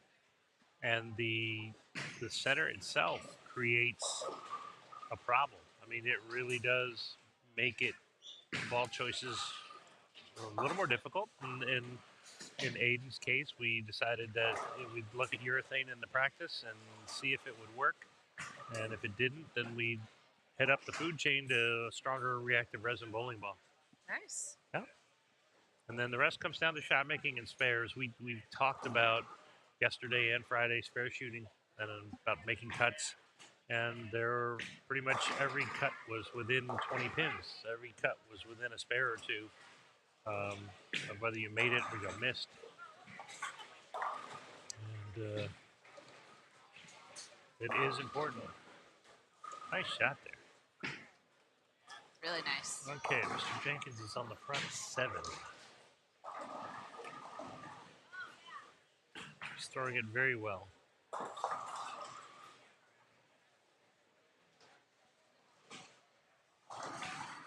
Mr. Glazier on 27 is also on a bit of a roll. And I black clouded him. You did. I did. It's all right. I didn't have the black cloud yesterday. I know. We were all kind of free of the black cloud. We almost black clouded Poncho. I was about to turn the camera, and then we were like, never mind. And then I told Kelly, I'm like, I'm liable with the way that I muted me and Gary for 10 minutes. They couldn't hear us. Nice. I'm liable to hit the wall, like miss the 12th shot, and you get a video of the wall. Tell you, one Ohio State loss, and Blair is discombobulated. Oh, it was sad. This morning was sad. Have to get Blair to the recombobulation station. Someone asked me, actually, Amanda Murray, Gavin's mom, asked me, she texted me this morning, she goes, just checking in, are you okay? And I sent the sadness from Inside Out. That's how I felt. But Garrett's dad is not sad this morning, and Garrett is celebrating a birthday this weekend. There you go. Garrett just made a nice spare, so let's see if we can keep the game going. I think yesterday was his birthday, I'm pretty sure. Very cool. If I'm not mistaken. There were lots of birthdays this weekend. Lots of birthdays. This is a very popular birthday weekend.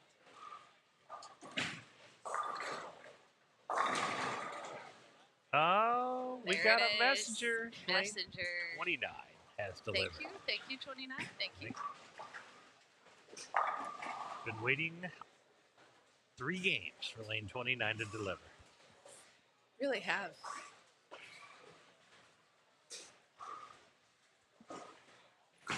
So I have not pulled up the standings since this morning. Let's take a look. Let's see how our scorekeepers have been doing. U18 boys total. Ooh, it's been a shakeup. Oh. Maybe not. No, there hasn't. We're missing some scores. Jake's pair's not in. For game 2? Yeah. Give me a second. Okay.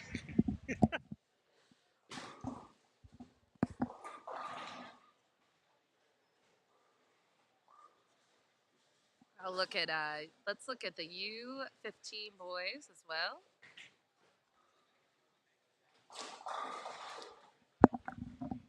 Poncho still leading. The U15 boys, his lead is about 30 pins. Harper Burnett is making his way up, and Eli Engner not out. That one's a tight race. U15 girls, Alyssa Randisi bowling exceptionally today, and Anna Antony has moved into second. But Anna Antony overall is leading by quite a bit in U15 girls.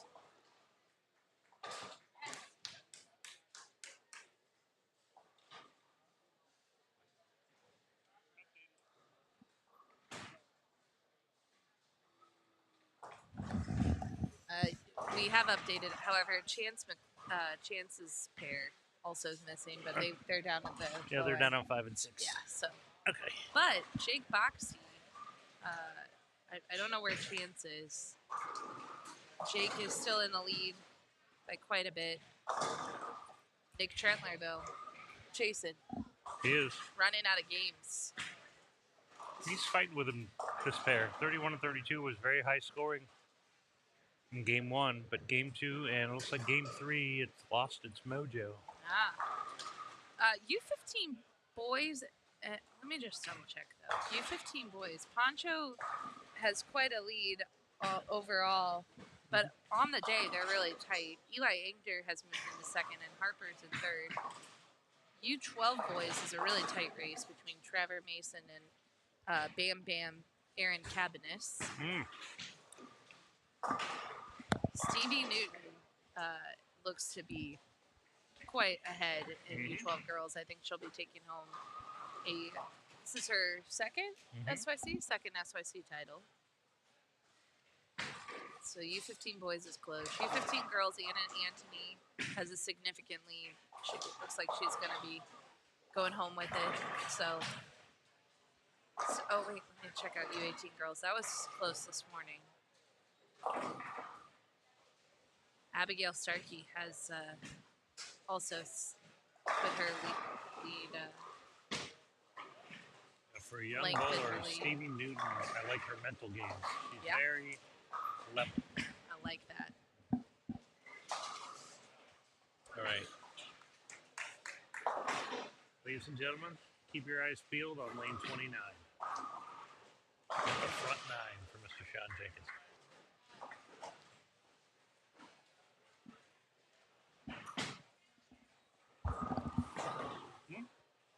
Yeah.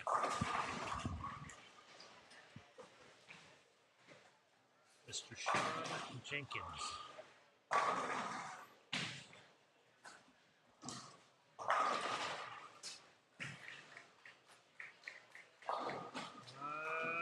Come on.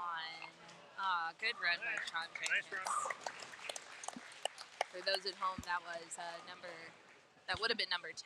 So he had 9 in a row. 9 in a row. Yeah, super solid. Got a little quick, but that was about it. Other than that, it was a really good shot. So how come Sean picked bowling and not golf? I don't know. We'll have to ask that. Yeah, ask him that. Oh wait, he loves bowling and golf, according to his bio. Excellent. So maybe he does play both. Multi-sport. I'm telling you, these multi-sport athletes. Mm-hmm.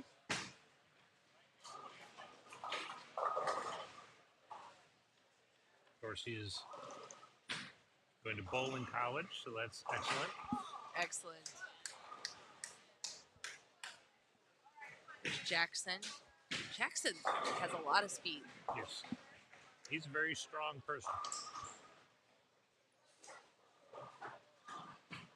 He's grown a ton in the last 2 years also. Yeah. 279 for Sean Jenkins. Nice game. It's the first time I've ever watched William Cunningham not strike. He strikes a lot.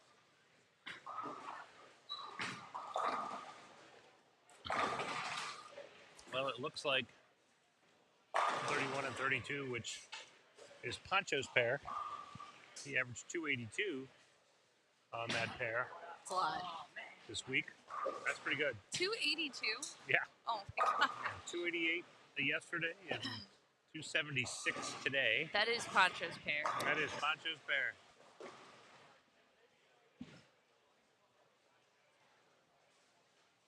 It's a nice feeling to have that kind of ball reaction, know you kind of got something like that. And it was game 1 today, and it was the 5th game yesterday. That's funny. So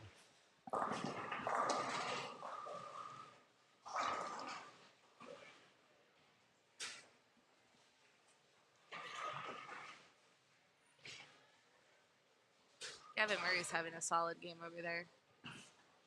got some good scores going Yeah. down.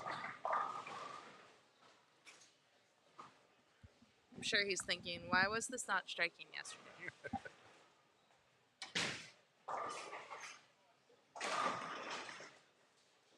Nice pair.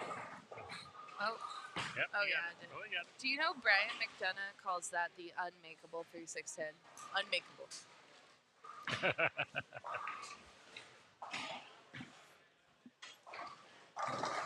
He said there's so many ways, different ways to chop it, Yes. that it should not be considered a makeable spare. And then you add the 9-pin in there sometimes. Oh, nope. That one, no thanks. Mike, I believe Kelly Kulik is going to come back for game 4, and Excellent. then game 5, you and Gary, the twins, The are twins. taking over. Yes, I have been mistaken for Mr. Gary Holzenberg multiple times this week. Team Tiger taking over the booth. Tiger. Sharks out.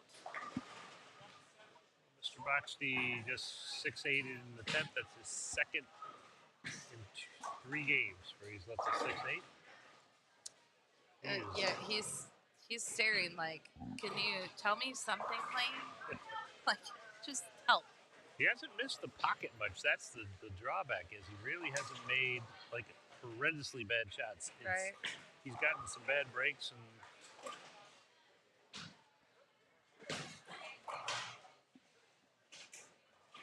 nice try. And you know, Brian McCall said that's the best pair in the house. Okay. That's where the all-time record is. Record is? Yeah. Very nice. Jake doesn't agree. No, I would say Jake's Jake. like, nope. I think Jake wants to light that pair on fire. And then we were talking yesterday about collegiate programs, and then Mr. Aiden Watts is going. Aiden, what college? What college you going to? Rock Valley, because he's Rock pursuing Valley. meteorology. Nice. that we They have a talked. bowling program? They have a bowling Okay, program. nice.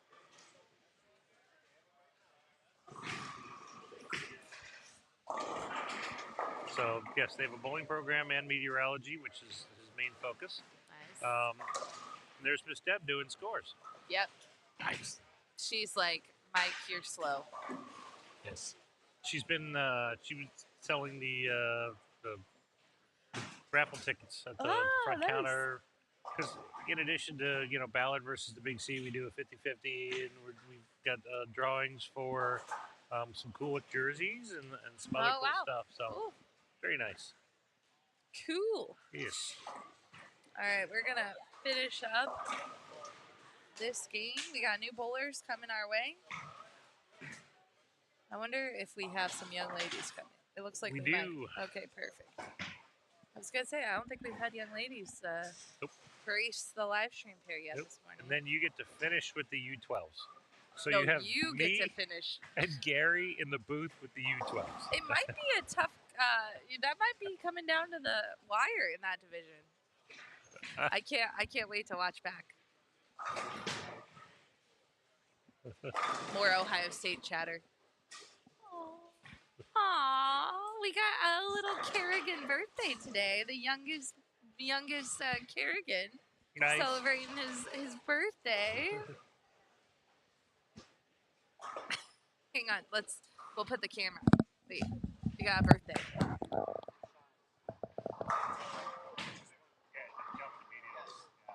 He's like, what's happening? That was your exotic again, right? Oh, we love celebrating birthdays at the SYC. Many, many birthdays.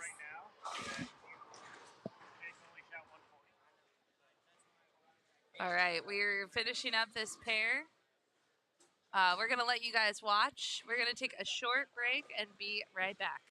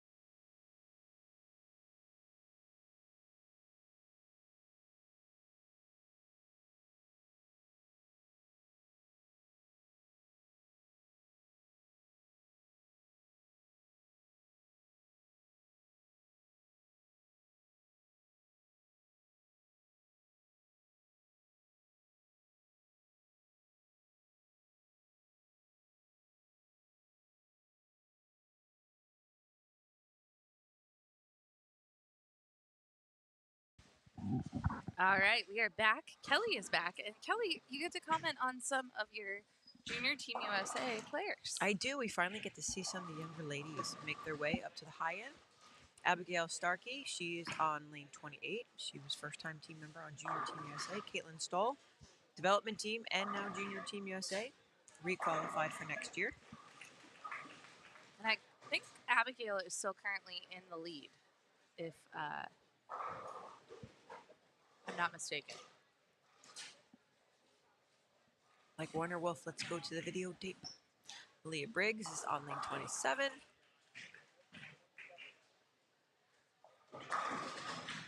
Oh, wait, we have a missing. If they have their score sheet, I could put it in, actually. We need Kaylin Campbell and Taylor's. Can you just pop Taylor over? Kretz. Yeah, ask Katie if they have their score sheet.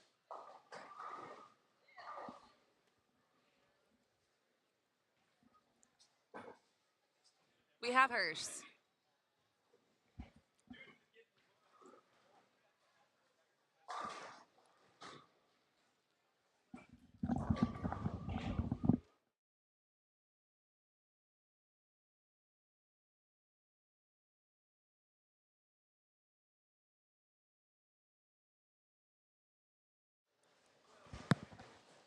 All right, we're trying to get some scores loaded in.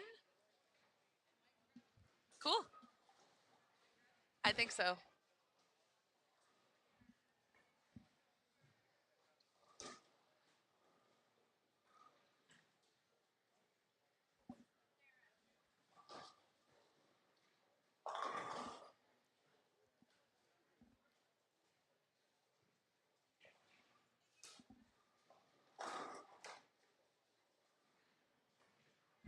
Never mind. Mike's the wind. They weren't done. That's why they weren't in yet. That is true. So, yeah, it looks like Abigail is still holding on to her lead. Caitlin Stoll is in second, and Kaylin Campbell is in third. And Abigail has pulled ahead of Caitlin pretty significantly. So, oh, Nana's watching. Nana, we missed you this weekend. Oh, yes. And she wants to know when you guys are going dancing. Oh, I was there in Chicago. I did the tush push. As soon as I make my way back to the Illinois area, or if you head your way towards New Jersey, I'll take you out on a Tuesday and Wednesday night. I'll be doing some guest teaching a few Thursdays and Saturdays. Teach you today's current dances, what's popular on Copper Knob. Check those out. You know where I think Helen Bryant is going to go to college? Where's that? Well, she's from Greensboro.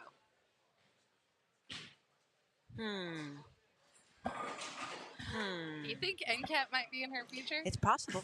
It's extremely possible. She placed 25th at Junior Gold this year. Alrighty. It's a huge achievement. Old soul. She likes to crochet. Ooh. And, you know, crocheting has become cool again. Do you know that they... It has. It has. If you look on Facebook and everything, all the media, Yeah. social networks and everything, yep. They make little characters now. You can make, like, any type of animal. And I guess it's really good if you have anxiety. It's really good. Very calming, very soothing. Yep. Apparently. That's what I've been told. I don't know how to crochet. So instead of blood pressure medicine, we should crochet. Yeah. That works. Yeah. I love it. But Coach Kim, I'm sure, already has her eye on Miss Helen. It's a new little system right here, Blair, correct? Am I right? Our new soundboard. Very. Yeah. It looks like, it reminds me of, what was that game where you had to hit the colors? Yeah. Simon Simon something. Says. Yeah. Hannah is part of the Buffalo Lanes crew. You might be seeing her when you head to work with Miss Melissa. Can't wait. Okay, Kelly, we're watching a lot of great young women. Mm-hmm. What do you think the biggest change in the modern game for females is? If you could. Well, we're finally seeing an increase of two-handed female bowlers, where it's been so dominant on the boys' side for 10 years now that the younger ladies are finally adapting to it and accepting it as a form of play. So I think that's fabulous because anytime you can leave your thumb out of the bowling ball, to me, as a ball driller, someone who's drilled balls for people and everything, the thumb has to come out first every single time. So with being two-handed, you eliminate that one exit hole, and it makes it a little bit easier. Your hand can cover more circumference of the bowling ball, giving you more control. Many of the two-handers now, Mike and I were discussing this last night, and you were there too, Blair. They're shoving their fingers in between the first and second joint, more like semi, thinking that it gives them more control. So today's women now are learning the two-handed style, but they're also trying to develop the modern-day release, and that's when the elbow starts to bend on the downswing, increasing the rev rate. Caitlin Stahl has a very good modern game release. There's a few women here that have that release. So if your ball speed and rev rate can match up, you give yourselves much more opportunity to control the pocket, increase your strike percentage. For sure. Her release is so good. Isn't it? Yeah. Yeah, she's really developed a strong release over time. Fighting injuries though, still had a bad back, now bad leg, and so forth. She needs a bubble, but I don't even think a bubble would help her sometimes. Not too sure. Yep. Another great player over there, Kaylin Campbell. Super solid game. Yeah, young ladies in general, we just don't have the upper body strength that the boys do. You know, so we have to really generate a lot of ball speed using our legs. That means our legs get going faster towards the foul line. Gives us a little bit more late timing, which means we have to pull down from the top of the swing. And when you pull down, your hand closes down so quickly, doesn't allow you to rotate the ball through as much. So little things along the way.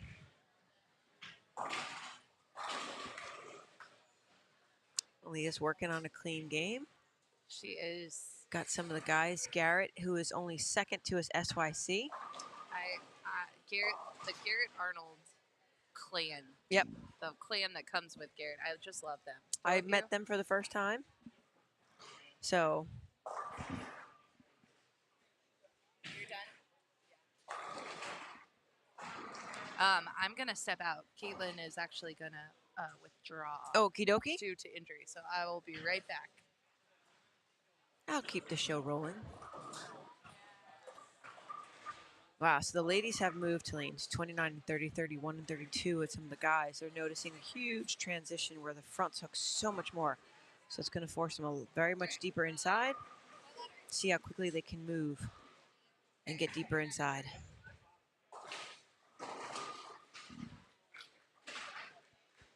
This is game number 4 of a 5-game block.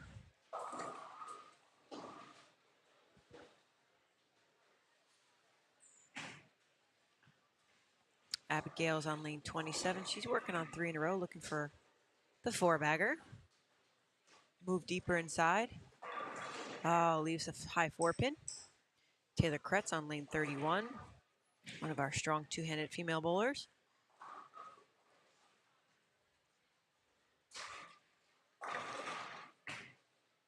Really playing deep left to right. Has to move even further left. Leah Briggs, lane 28. She's getting closer to the 3rd arrow. Really more straight and direct.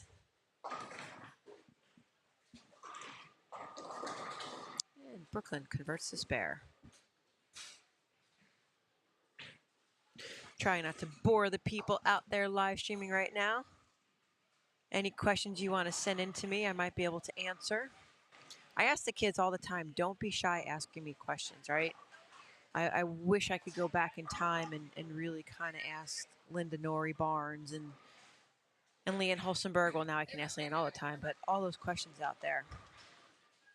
Everything I would love to know about the game of bowling. What are your tricks? What are your trades? And Blair is joining us back. I try not to talk to myself in the third person, Blair. Oh, it's fun sometimes. I asked the live streamers, anyone want to ask me a question, please reach out. Donna says, go Abby Sita, happy 18th birthday. Yep. I think she's had a great birthday weekend. I asked her when she got her medal, are you going to vote now? Yeah, I'm going to vote. 3 weeks. She did say yes. She did say yes. We were so proud of her. Yes. Do you know, this is a very interesting, I just learned this week that not every high school registers kids to vote in school. Like in my high school in government class, we actually registered to vote. Oh, I didn't know that. Yeah. No, did not know that. I don't think that was a common thing. So this was like eye-opening to me this week that people actually had to like do it. Go and do it outside of class. So And honestly, Blair, I can't recall if that, I know our high school didn't do it, and we get Yeah. our license at 17, so until you turn 18 or you're eligible to vote. Yeah, I guess they just go by your license record in our Yeah. state. yeah, we just had a really great government teacher, and I don't think it was required, but they just passed out all the sheets in class, and it was so easy. and Yeah. she encouraged everyone. So I think Pennsylvania might be a state law. Okay. Not 100% sure. So, Yeah. but I remember my niece when she turned 18, that was one of the things she had to do. yeah. Here's Abigail Starkey, of course. I know, over- left a 4-pin. She was on a 3-bagger going for 4 in a row. Ah, She bummer. moved deeper inside. I did hear Dad say she kind of missed the moves Okay. the game prior. Game number 2. Yeah, and for anyone watching, Caitlin Stahl, obviously a fabulous player, and sitting in second, so it took a lot for her to withdraw. But she was not. I was watching her. I'm like, she's not even walking off the line right. So poor thing. Can't outbowl pain, right, Kel? No, and I wonder, anytime you have an injury, it's time is our true battle, right? We want things to happen in a quick, timely manner. We want to get stronger faster. We want to achieve, greater bowling faster and everything. And then all of a sudden you suffer an injury and you have to wait 6 weeks before you can pick up a ball again, or you're coming back from an operation or surgery, rotator cuff and everything. Start with a 10-pound ball, work to 11 and so forth and build it up. It's really hard. It's that whole mentality of like, how much time is this going to take Yeah. before I'm really 100% better? And then you take the risk. I hate to say this, but I have to use Danielle McEwen as an example. She bowled on the women's tour and suffered some injuries, first with her foot, now with her arm. And she would rest for a few weeks and then she would get back because competition is important to her. She wants to compete. But it always comes down to that question, are you doing more damage or less damage by coming back early? And really, a physician is the only person, a trained professional, knows the answer to that, right? We all know our own bodies, but it's always very questionable. We don't want to miss out on anything, and that's the hardest part. So Yeah. it does become a sacrifice. How much are you willing to take off in order to extend your career further down the line? Well, and for kids, it's not your livelihood yet. No. And so, but like for Danielle, as an example, she's fighting this injury. She's working with the doctor. She's trying to get back. It's her job. So yeah, she just was at Storm, and she was telling us they're kind of at a standstill with this injury, which is just it's horrible. Yeah. It's awful. So yeah. Yeah, there's some really good inspirational movies out there where, athletes took the time to recover and everything. And Yeah. contracts are on the line, money, like you said, your livelihood. Right now, Right. these youngsters are doing it for scholarship money, Sure. learning experience and everything. Yes. I know Caitlin's, earned a truckload of scholarship money in her young, youthful career. And committed to Yeah. the program already. Jacksonville so, State, yep. Yeah. Hoping she gets better or can heal up. She did have a new tool that she was using on Friday. Her mom did say her knees were kind of flaring up, and she had some. They make so many different recovery tools Right. now. Darren had a new one. Saw we were that talking one. about the other day. Have you seen that one? Yep, Right? I've seen that one. Yeah, I don't know what it was called, but did you try it? Well, they have they have the nerve stimulators and the muscle stimulators where they contract and release. There's this TENS unit. They also have bone stimulators where they help with the, recovering from injuries and surgeries. So they have a bone stimulator. One my friend had to wear it after a back surgery. So Yeah. there's so many things. But honestly, you know what the best one is? Ice. Ice. All those ice baths and everything, the 7 minutes in ice, it really helps with inflammation and recovery much faster. So if you can endure that 7-minute ice bath, and then the infrarays from saunas are excellent too. Yeah, Heat those- therapy is good. What do they call them? The cold? Is it the cold baths or like they make those tubs now that Yeah. you can purchase for your home? And yeah, it's amazing. It is. Anyway, I think Mike and I were talking about this because Darren was actually talking to Malia Briggs, who Malia is influencer. She Yes. has 300,000 followers on YouTube. Fantastic. And so Darren and Malia were both at Storm. They were working on a collaboration, and which, stay tuned, anyone watching. But he was reminding her, like, the most important part of your channel is you. Yes. So if you get injured, your channel is affected. So he was kind of encouraging her to stretch. He has a very long warm-up routine now. He does. Yeah. He does. Yep. And he is really good about recovery. Yeah. At the whole men's team camp, I got to work it this year with Brian, and I watched him as soon as he was done. He had the unit on his hand. He was warming up in the morning. He was stretching. I said, Darren, how come I never see you with shoes on? He goes, oh, because I got to stretch. Okay. He has this whole regiment, what he does to ensure that his body's going to hold up over time. Yeah. Which is great and important for the game. I know bowling is not a physical, like, tactical sport where, like, 250 linemen are going to tackle you to the ground. But the recovery process is just as important as the prep process. Yeah. How do you feel the next day? Are you getting adequate sleep? Are you eating somewhat healthy? Are you stretching afterwards? What are you doing to preserve your body? Because unfortunately, I wish I could say in all the years of being a professional bowler, I had the luxury of getting a massage therapist or someone to guide me along the way. And it's just not that way. Right. You have to do the research yourself.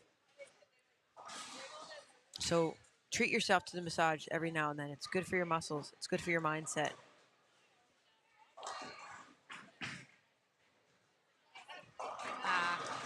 I just missed the spot for Carly. Yeah, lane 29 definitely had some urethane with the boys the first game, and the girls are playing the fronts the right way. They had to move left, but it's just so much tighter down lane. Whereas Taylor's pair, she needs to get even further deeper. Yeah. You can see by Garrett's reaction over there, the ball just hooks so much sooner. Yeah, Brady moved from the pair that wasn't hooking to that pair, and he was baffled for 3 straight frames, I think, before he got in the right part of the lane.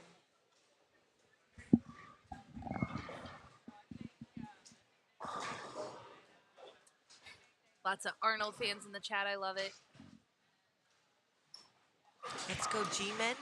Garrett's grandma told me today that she told him that you already won. You made it to the cut, which was his goal this weekend. So, little wins on your way to big wins, right, Cal? Small victories lead to bigger victories. Yeah. Gotta learn to crawl before you walk before you jog before you sprint. Ooh, nice shot there on that left lane. Really good. Sebi Vetter. He took, now, we're talking about recovery and taking care of your body and all these things. These players their game IQ is so high for younger and younger, right? But Sebi took a break from bowling.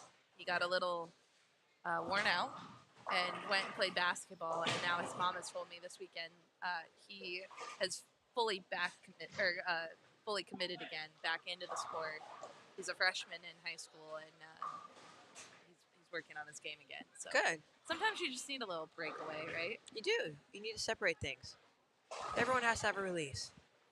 We joke, but line dancing is my release. I meet people, different walks of life and everything. It's just fun to do. It just takes my mind off everything else. Yeah. Kids play their video games. They play on their phone. What's Video that? games are huge. What's that big thing where they're trying to find things in city to city they go Is that to? Minecraft? Yep. Pokemon Go. Pokemon Go. Yeah, Yep. Yeah. Great shot by Abigail.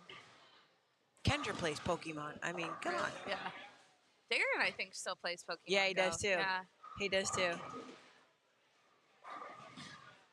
Some people do puzzles.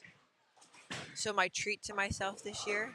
So granted, I have no problem saying my age of 47 years old. Okay. And my favorite movie of all time, for my big fans out there, know that my favorite movie is Jaws. Nice. So Lego released the Orca boat with the shark for the 50th anniversary coming up in 2025. So that was my treat to myself. Nice. I bought the Jaws Lego set, and I'm still in the process of putting it together. And yes, I need a bigger boat. That's awesome. So Legos came out with some cool sets. I got the Harry Potter castle. Yeah. Yeah, there's some interesting. I like the miniatures. They just did the burrow. Did you see the Harry Potter burrow? No. They just released the burrow. Interesting. Yeah. Yeah. They're expensive for a piece of plastic, Very expensive. but they're pretty cool. Yeah, I think a lot of these kids are into the Lego sets too. That's very common.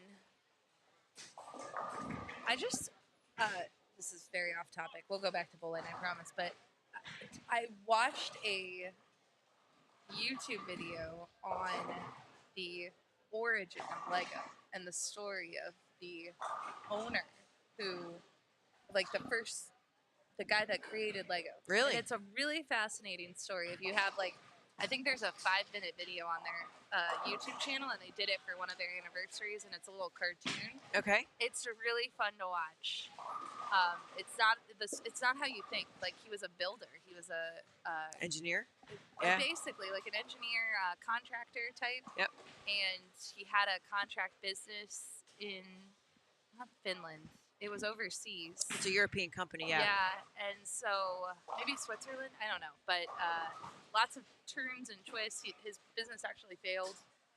His son and him went through some different trials. So anyway, go to Lego's YouTube and check it out. It's worth Pretty the neat. watch. All right, Taylor Struggan here on lane 31. Carly on lane 29. Taylor comes up with a strike. Sabby on lane 32. He's pretty deep. Hook in the lane, leaves the bucket. Taylor's another one made Junior Team USA this year. Yeah, I'm excited to have her. I met her years ago actually at this event and talked to her and her dad, and she works with Coach Mike Shady and just had a fabulous relationship. So when unfortunately I wasn't there to witness it, we were in Korea for the Youth Worlds, and when I found out she made it, I was extremely excited. Really, really excited. This is Bethany Bowen here on 31. I talked to her and her dad this morning.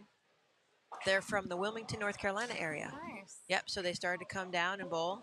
I complimented her on her outfit yesterday. I really liked her pants. I said, those are really cool. I want to get a pair. That's cool. Yep.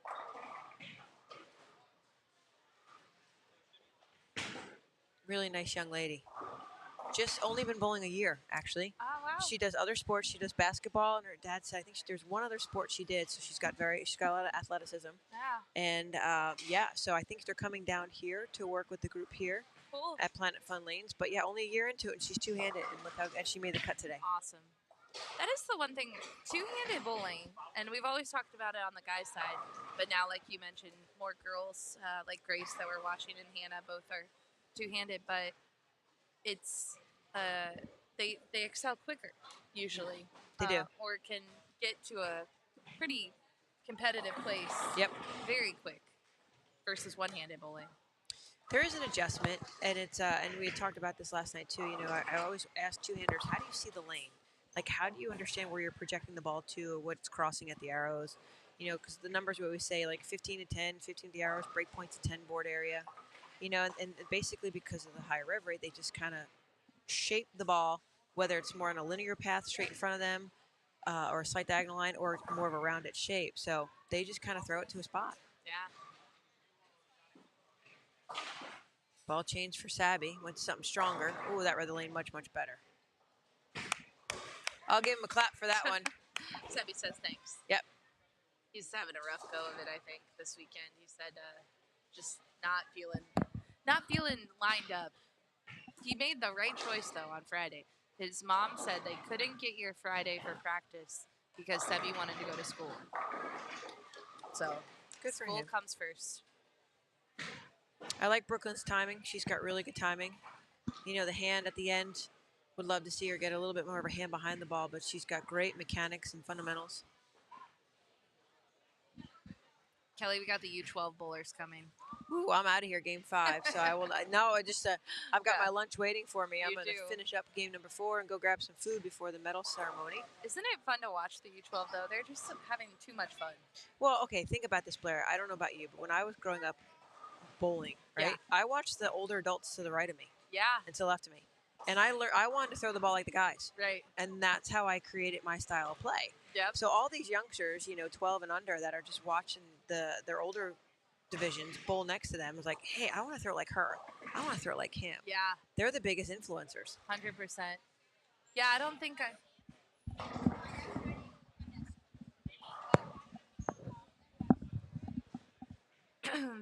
Bam Bam is a perfect example of that. He has not been coached. Really? Ever. Total, because I asked his mom in Columbus, I go, who's he working with? Because he lives in Columbus, and there's a lot of great coaches in that area. Mhm. And his family's in bowling, all of his family bowls, grandma bowls. He's just been around it, and he's watched YouTube and watched things, and totally self-taught. Yep. So, Well, I know the Bone brothers, grew up watching their dad on tour, but they grew up watching other bowlers that dad competed against. Look at Brandon and Aaron Justin, and now Sydney at Vanderbilt. So they've watched bowling on every level, sure. from junior bowling, college bowling, professional bowling. Yeah, and Parker's a great example, right? Parker's one of the greatest players that Yeah. ever bowled, right? He And, is. his kids were growing up at a time where two-handed bowling was not overly popular and accepted. And I'm sure when he heard his kids say, I want to think about bowling two-handed, he went, all right, let's see.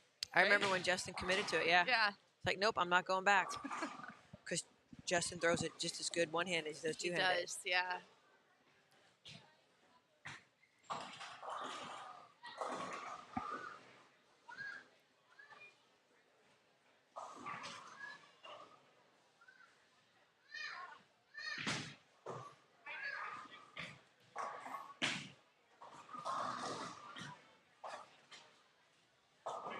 We're starting game number 5 on 27 and 8. They're going. They're running. They're running. Literally. On the lanes and off. That is the one fun part about U12. They don't Waste time. They don't. They just bowl. They don't have cell phones to play with. No. All they want to know, Mom, can you get me a soda? Yeah.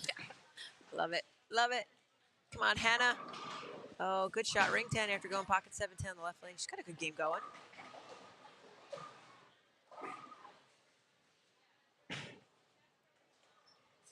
Good shot by Carly. So how did he get the name Bam Bam? I've not heard that. I've not heard that story. Because the parents have the T-shirts wearing it. I Yeah. saw. We'll have to ask Mom and Dad. And I think we just need to get his first name and then in parentheses Bam Bam Robinson. Yeah, because Leanne announced Aaron, and I looked at him. I go, "Who's Aaron?" Yeah. And he laughed. Yeah, everyone knows him as Bam Bam back in Columbus. He's got a fun little buddy too. His cousin Asa bowls as well, and they normally Asa is bowling with him. I'm not sure where he is this weekend. Yeah, must have had something else to do.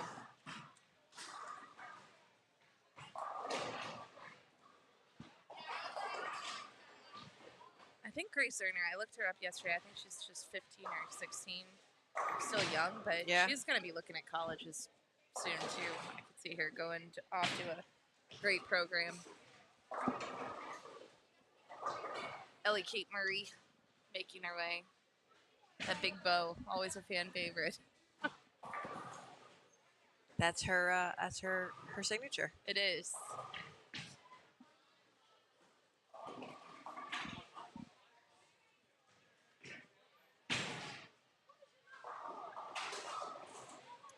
All right, we will be taking a break after this. Yep, 5 minutes, and then Gary and Mike Sinek. Well, thanks for having me. Tune in for the awards ceremony. Kelly, thanks for hanging out with us this weekend. We talk about it, but you choose to spend the weekend with us. You're volunteering your time with the kids. We I love it. appreciate it. Keep bringing me to the sunshine and the beaches. We're good. Oh, I know. No. Coastal Classic. Man, we twist your arm to work this one, right? I know. It's ask me how many times you have to ask me? Just once is enough. Yeah. All right, we'll see you guys later. Yes.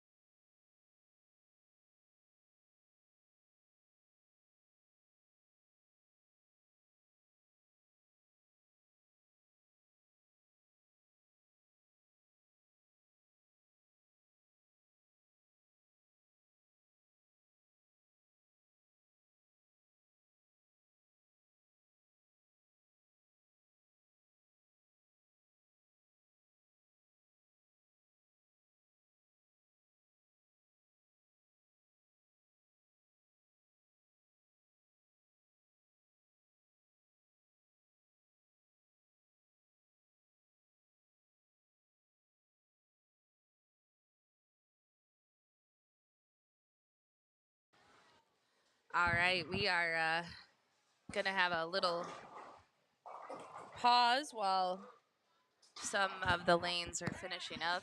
29 and 30 is a little behind. Or I should say the pair that's coming to 29 and 30 is a little behind, but going to have a great group to finish out the live stream.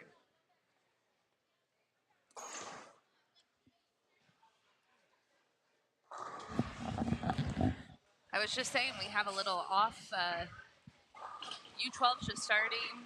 You and Gary are going to be doing this next game, and Yes. we're waiting on the bowlers. We have no bowlers. Yeah, so they're coming. They are. Can you have more popcorn? I did get more popcorn.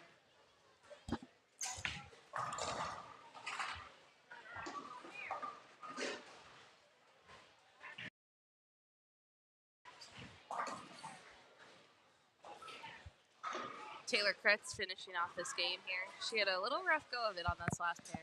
Yes. It's hooking. I asked her, how's it going? And she goes, it is not good. Honesty. Yep. Love it. Well, that has been a common theme the last couple of games of a little bit of struggling going on. Yeah, hit or miss, right? Like, some people are figuring it out and others are not so much. No, there seems to be a little cap on the scoring pace too, even on the high end. Mr. Gordon, Elliot Gordon's been the most consistent so far with like 2-0 2 team, 230, 2-0.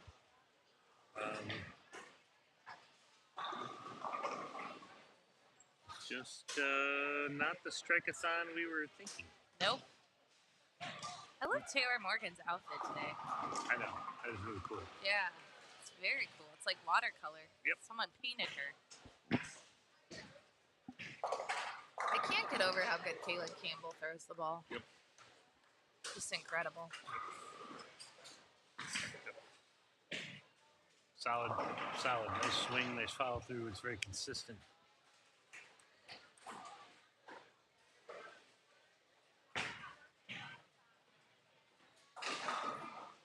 I thought Taylor was going to go through that. Yeah, for a second there. She is in the struggle bus today. Was that their game 4 or game 5? That is their game 4. Okay. Oh, so these. So They're in game U12 is 5. ahead. Yes, Okay. these guys are in game 5. They're speedy. They are. Then he gets a double. Here's Bam Bam, the famous Bam Bam. He had a 260 game earlier today. He did? Yes. That's awesome. Yes.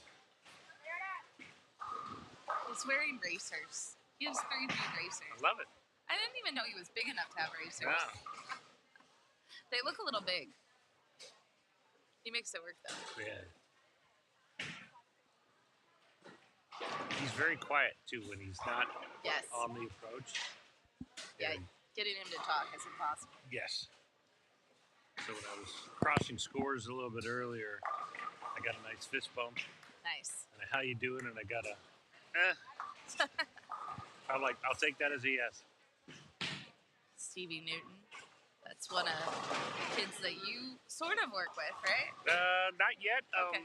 Mom and Dad are both working for the military, and they're in our area. But we're going to work on some training sessions for both Daisy and Stevie Perfect. on some weekends when they have the time to come down. Nice.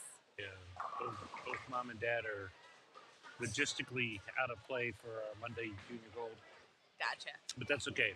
They'll be happy to come down at some point. We've been talking. Yeah, good. Slide it over. Oh. Yep. Stevie's been on the struggle bus today too. But I think she's still good overall. The scores are... not coming her way. She had a very significant lead, and I think the rest of the field was having a struggle too. So CB is leading, and Ellie Kate is behind her. By a bit of a lot. Yeah. Okay. But there's some big age gaps in our U12 right now. Yes. Yeah, like little and then U12. I do like watching the U12s. Qualifying in the U12s is just, it's a lot of fun to watch. The focus on some of the kids is just so incredible. It's like watching a professional bowl for a brief period of time, and then you're stupid. No, you're stupid. Yeah, absolutely. Bam Bam has, you're right, 269, Yep. and has pulled way ahead in the U12 boys. I thought it would come down to this last game, but it looks like he is signing his autographs. Very nice. I saw Bam Bam T-shirts out there earlier today. A couple of I'd buy fans. one. I'm a fan. Yep. Sign me up for Bam Bam. Oh yeah.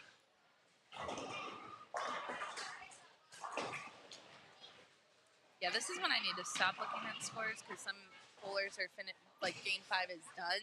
Yeah. So I'm gonna take a break from looking at scores. Chase Rudy here. I adore. I love Chase Rudy. The one wearing racers. Yes. So positive. Yes.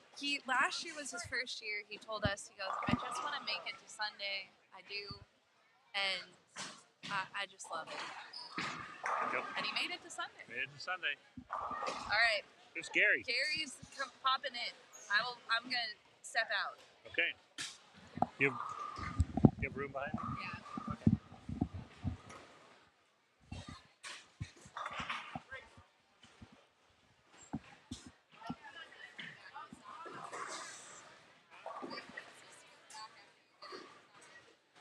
You're fine.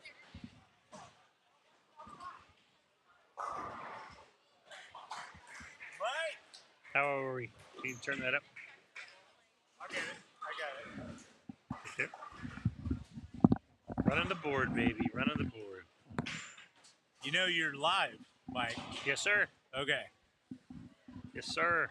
Running the board. Running the board. Who do we got coming our way? All right. What age group's coming our way? U12. So on 27 and 28, we have Game 5 of the U12.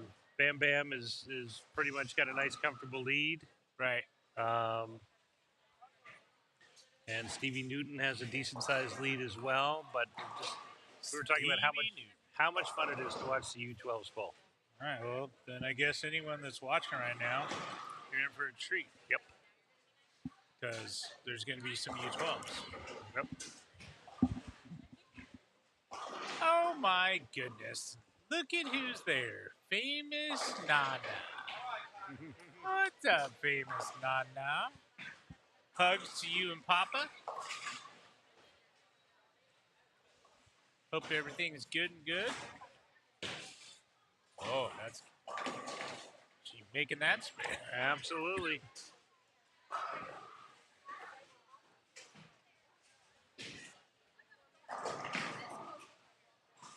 Who are we waiting for? What's going on? The pair we're waiting for is in the 10th frame right now. I think we're waiting Bam Bam. for U15 girls. What's up with Bam Bam this game? Not so sure. He had a 268 earlier in the competition today.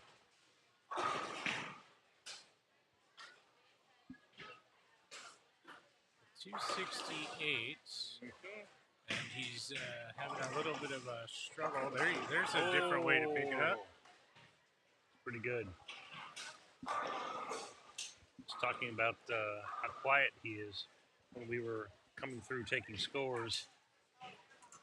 We barely got a word, but I'll give him a nice fist bump. So. Yeah, I always have these long conversations with him that he doesn't reply to me, and then I say, I'm glad we had this talk. Glad we had this talk. There's Miss Stevie Newton right there. She's got a little bit of a lead in her U12 girls.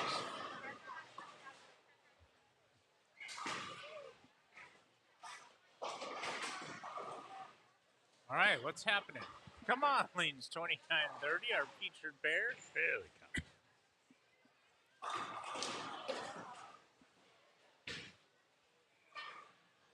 Let's bowl, people. Let's bowl.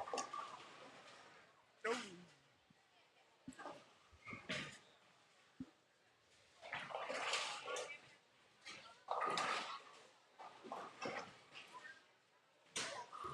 And we've got some U15 girls on 31 and 32 as well.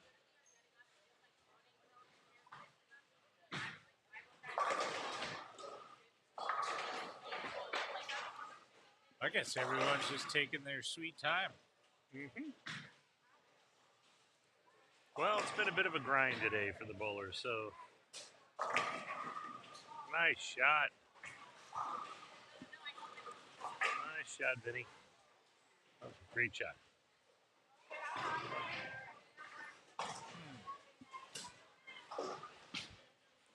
We were marveling earlier at how good these physical games are for the U15s and U12s, and the technique is developing even in a smaller size package. You've got 4-foot tall bowlers, but they're still doing the two-handed motion and put their hands in the right position. And Of course they are. They're under the age of 30. They're all two-handed. yes, Boys, girls, doesn't matter. and some of them are doing a really good job of learning the about ball motion and ball surfaces, and they were talking where to play on the lane, and it's just kind of neat listening to the conversation.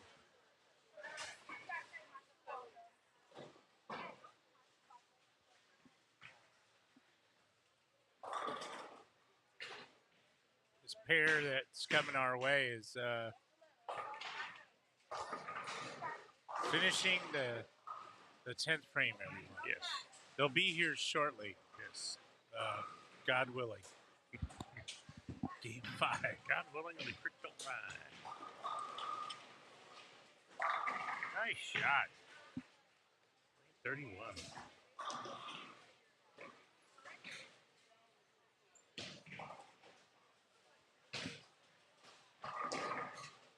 There's a lot of good young bowlers in the North Carolina area, being with development coming out of 2 or 3 different areas in North Carolina. But It's Buffalo? Buffalo's part of it. Buffalo. And then from this area as well. There's some really high quality youth bowlers that are coming along. Really encouraged about youth bowling and collegiate bowling for the next. We're looking at U15s and U12s right now, so we're talking about the next 10 years worth of college bowling is right here. Ellie Kate, gotta hook it. She got it. She made it. I like her outfit today. I do too. It's on point. It is. See, she likes you. She's on point. She likes you. She's crushing it. Blair is the one she vents to. Gary is the one that gets all the joy. Yeah. As it should be.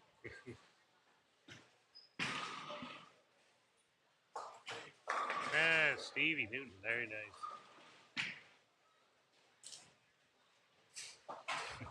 Oh, look who's coming our way. Take your time, ladies. Don't rush into anything. We've got a bit of a Deadwood situation on lane 30. Yes. I wonder if I can. I wonder if anyone's going to notice. I can go down and re-rack it. Yeah. Let me go do that real fast. Here.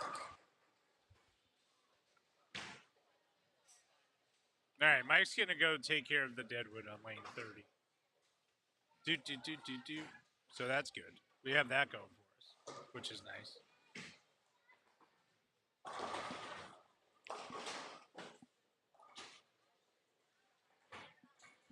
Anna Anthony's coming here.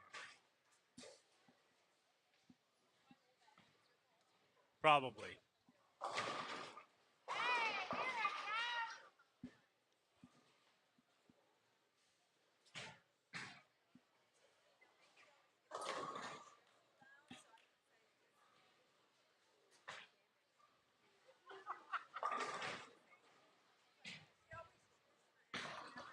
LEK.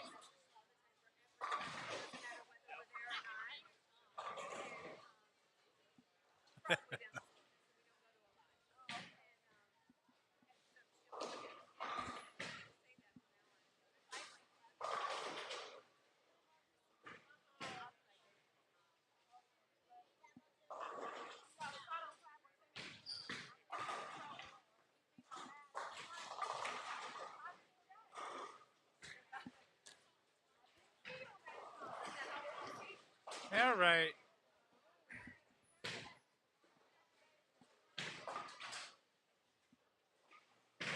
I was multitasking. You were? Yes. Well, you're back now, right? Yes, I am back. So good for you. And Got rid of some good for us. deadwood.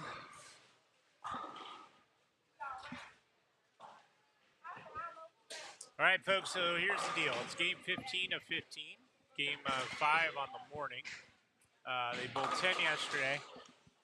This is it. This is the final game. Our pair that's featured is 2930, which has yet to consider throwing a shot. They haven't even considered rolling a ball. In fact, they made their way over, but no one's approaching the lanes. All right, so that's our 2930 situation. 27-28. They're going to be finished. Yes. They're in the 9th frame. Yes. And then 31 and 32, the ladies are in frame number 3. And it is from scanning across the center. We actually will be watching the final shots of competition coming off of 29 and 30. Shocking.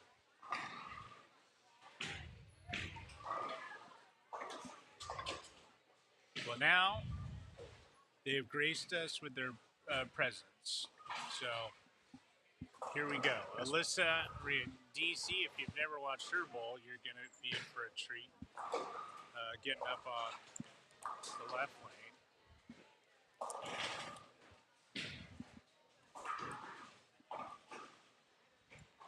And Isabella Dixon, who great game. She's just on lane 30. Yep. Just so you're keeping score at home, Alyssa Randisi that just struck there on 29. She does like 1,000. I don't know, what are they? Squats a day with a 12-pound weight or something like that? Yeah. Something crazy. 400, I think it was, or 100. I don't know. So Alyssa's coming off a game of 192, and Isabella had a rough game last, but she started with a spare. This is Bechtel, Alyssa here, also coming off a couple under par games for her. She's a good player.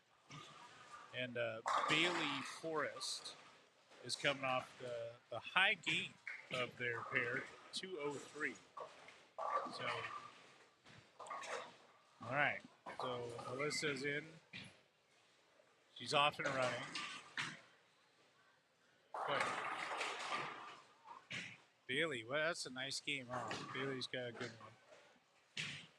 Zoe Chomp's going to be up here on the right lane, which she's a powerful two-hander, as is Anna Anthony, multiple-time winner, Anna Anthony, here on lane 29.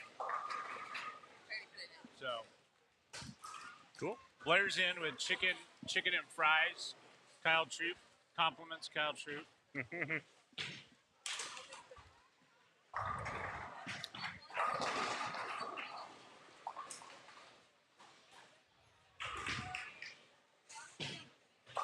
then up on lane 32 is Ashlyn Henry.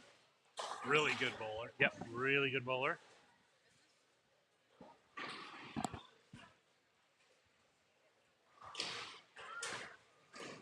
Ashley. Those are hard, too. Yep, nice form. Really good form. Then on your left lane is Lena Linker.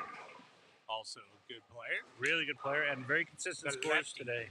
The lefty. Left hand up. Court cider. You know anything about lefties? I am one Yeah, by nature. by nature. I play golf right-handed though. But I am a like left-hander. Heck of a spare, Zoe. Nice. And then Kylie is up on lane 31. I'm going to try to pronounce her last name correctly. It's Opadisano. Okay, we'll go with that.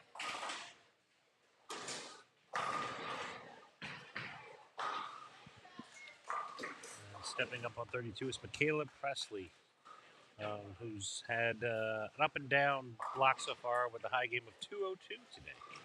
Solid. Yep. Highest game of the girls on her pair.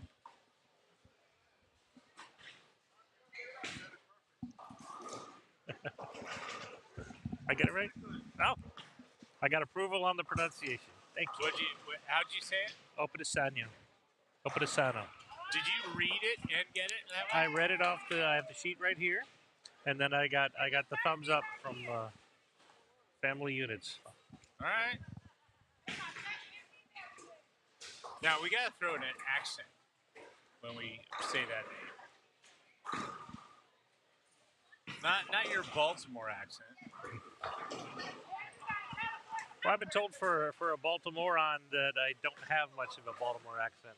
For real? Unless nice spare for 5'6". That was great. I can drop in my Baltimore accent if I need to, Okay. but I prefer not to. So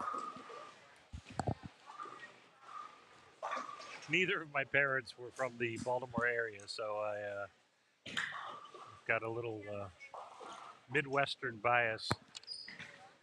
Midwestern. Someone said that you and I sound alike, and I do not see this at all. I don't see it either. I think that's crazy talk. I think it is crazy talk. Alyssa says, "Hi, Chase Brown. Go Bengals." Go Bengals. Go Bengals. The Bengals are roaring down. I'm not a Bengals fan, people. Sorry. There's the U12 on 27 and 28 are finishing up.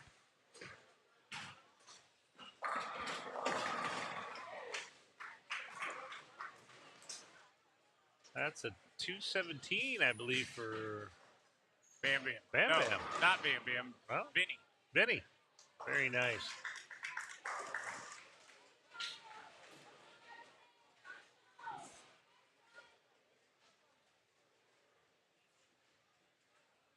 Very nicely done.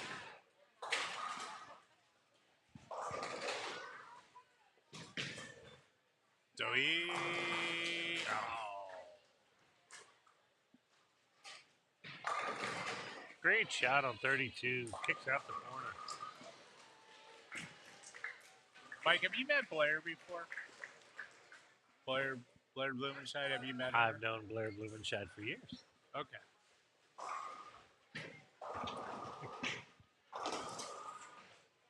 Big fan. Did you ask her how her game went last night? We've discussed the unfortunate circumstances surrounding the end of the Ohio State Oregon game last night. Really nice shot there. Isabella's solid. Yep. That's some game. It's a good little bowler. Two-handed left-hander. The power of Randisi.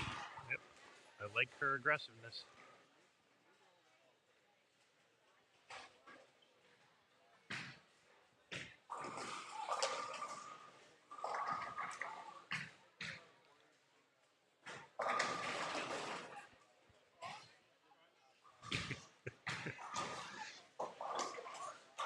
She makes the crossover. So Alyssa is junior gold champ.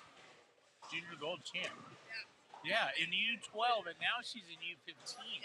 And I remember because she had an interview where she said, "How do you feel about winning?" She goes, "Well, now I'm going up to U15, so I have to work harder." I'm like, Nice. This girl, let's go. Who's that? Let's go work harder. Nicely done. Right attitude. I think so. Champ is here. Junior gold champ. That's the pinnacle tournament of all of youth bowling in the world. You win junior gold. That's like big time. Yep. Big time. I love it.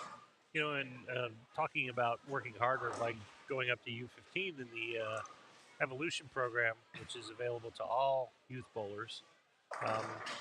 2 months ago, one of our topics was stepping up to that next level. How do we handle it? And the basically the Evolution coaches all had their take on what was it like to move up to a higher level of competition or a higher age group, or going from high school bowling to college bowling.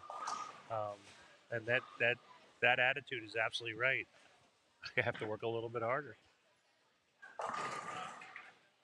Bigger, stronger, faster. Yep. Level what of comp happens. doesn't get easier when you get up, when you go up the food chain. At what age does it go backwards? Well, I'll tell you a story. One of my customers is just turned 50 and was looking forward to competing on the PBA 50. And he pulled up a list of the competitors of one of the national tour stops from PBA 50, and he goes, "These are the guys I watched on TV when I was, in like 20s and 30s." And I'm like, "Yeah, it doesn't get any easier even at PBA 50." So Parker Bone is still Parker Bone. Tom Hest is Tom Hest. I mean, they're still quality players, age notwithstanding. Anna going with a little backup shuffle on that.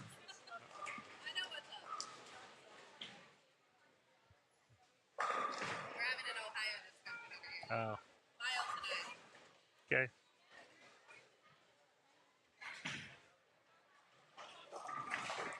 Yeah, unfortunately, Ohio State going to have to work real hard if they're going to make that the playoffs. I mean, Alabama loses a game, they maybe drop from first in the rankings to second. What happens to Ohio State now? I've been shushed, Gary. All right.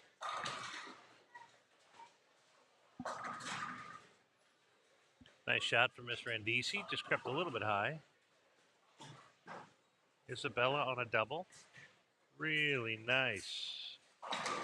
Yes. Light hits are carrying on 29 and 30 today. Blair and I talked about that earlier. You don't have to go high flush to get the carry. Gary talking? No, Mike is. And you are. I can hear you too. We can hear Blair in the background. Yes. She's having chicken strips. A 6-pack of chicken tenders. Four. 4-pack of chicken tenders. Yes. Compliments Kotsrup. Kotsrup in the house. Food at Planet Fun. Exceptional. Nice shot. See, that's quality double. You make up for that crossover strike with a high flush. Makes you feel twice as good.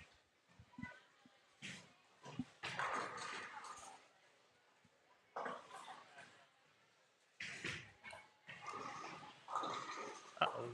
Wheel. Yeah. Wheel. Needed Get some back. help. But how she gets through the ball, how Alyssa gets through the ball is so good. Yeah. Oh, solid game. Yeah, the other thing I've noticed at the SYCs, and I just noticed it off to our left out of the camera shot, is that people like taking photographs of, or camera shots of the U12 kids all standing together.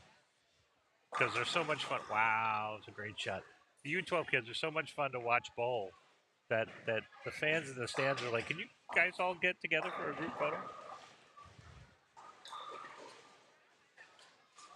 That's because they're little tiny kids. The Yep. bowling ball's bigger than they are. Yep. And they're fun to watch. They're not like, rarely do we see, any anger or pouting or anything like that. What we see is, players. Yeah, that's true. Anna Anthony, a little bit around the horn. Little wide. She's an excellent spare shooter, though. Is she? Yep. She's one of the best young women in the game. Yes. Yeah. 100%. I haven't talked to her yet about what she wants to, her goals are further down the road. I mean, she's still in U15, but there are a significant number of our U15 bowlers that already have an idea of what they want to do in college and where they want to go to college.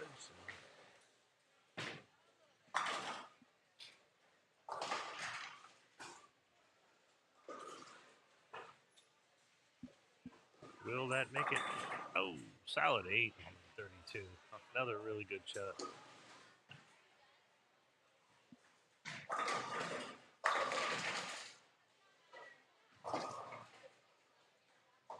Does Miss Van DC, does she have a unicorn on her jersey?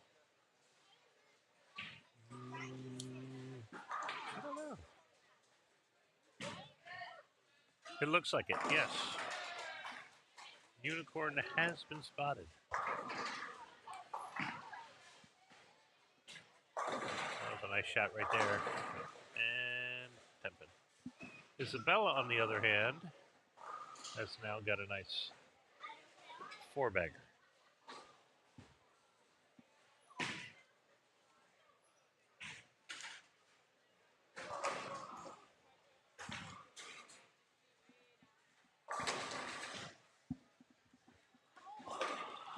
I think this U12 boys division is very close.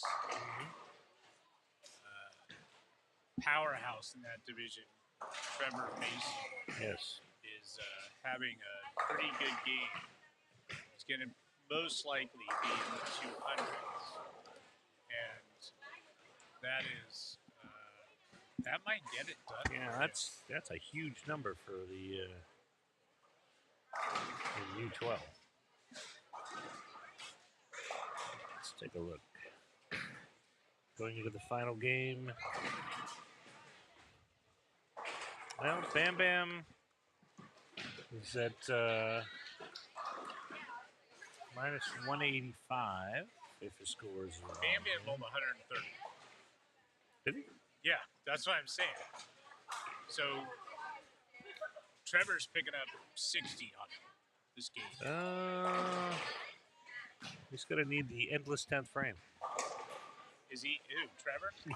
Is he down from Bam Bam? Yeah, he's 105 down. So 105 down. He has room. We just missed a spare, so his room. 20. 220 to 130. He'll pick up 90 if he strikes out. Stevie Newton, who just finished. Bam Bam's going to win. Yep. Stevie Newton, who just finished on 27 and 28, had about a 200-pin lead going in, so she's safe in the clubhouse, as they say. U15 boys is going to the final game. There's only a 7-pin difference between first and second. 7 pins. Thank you, Bull Metrics, for all these great, up-to-date stats. Yep. I cannot tell you how much fun it is with using Bull Metrics. Anna Anthony on our pair right in front of us has a 177-pin lead going into the final game. Yeah, that's a big one. Anna Anthony. U18 boys. There's a dogfight between Elliot Gordon and Jake Boxty. There's about a 1-pin difference. 2 powerful lefties. Yes. Jake has been fighting with the lanes a little bit today. Elliot has been very consistently knocking out 200 games.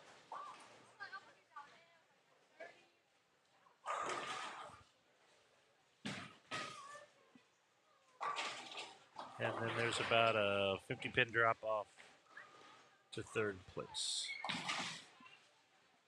And then the U18 girls, Abigail Starkey has a very, very large lead going into the last game. On her birthday weekend. On her birthday weekend. And we'd like to thank the Starkeys for the birthday cupcakes that they brought today as well.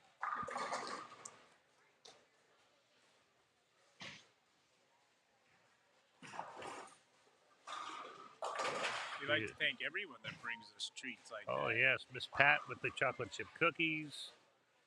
Just it's a lot of fun. Great snacks that are available at the check-in table and at the front counter.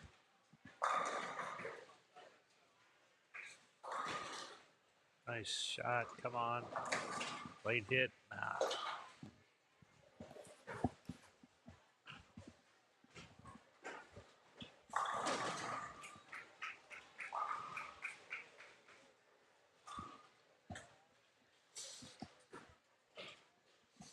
I do have to say the ladies are getting it done. They're catching up quickly to the rest of the field. Yeah. Well, they got no one bowling on either side of them. So Yeah. they can just go bowl when they want. Spare. Oh, Man, such a that was good so shot. close. Such a good shot.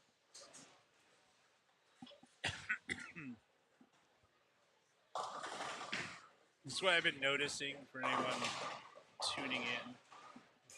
The U12s in the girls division, the amount of two-handers now is skyrocketing. And you see it in U15s, so there's some U18s, and of course these, like I said, the U12s all coming up with that style, which is super cool to see.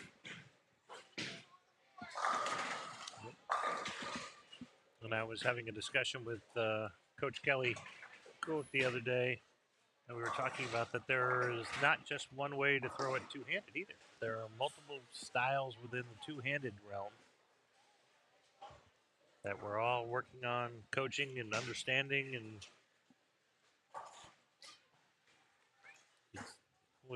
and with the different body types that people have, how they throw the ball, what's the most efficient way. It's a lot of fun, and it's nice that we're witnessing an evolution in bowling. Previously, most of the evolution in bowling came through bowling balls, and we are still evolving with bowling equipment, new technology coming out all the time. But now this is a physical evolution in the game, and this is something neat. I like it. I'd bowl two-handed if I could. Too old though, so I'm not going to. Not that if you're old you couldn't do it. I'm just not doing it. Yeah, I have a couple seniors that have switched to two-handed. Hardest part when you're a senior is switching to making spares. Learning how to shoot spares two-handed is the hardest part of the whole thing.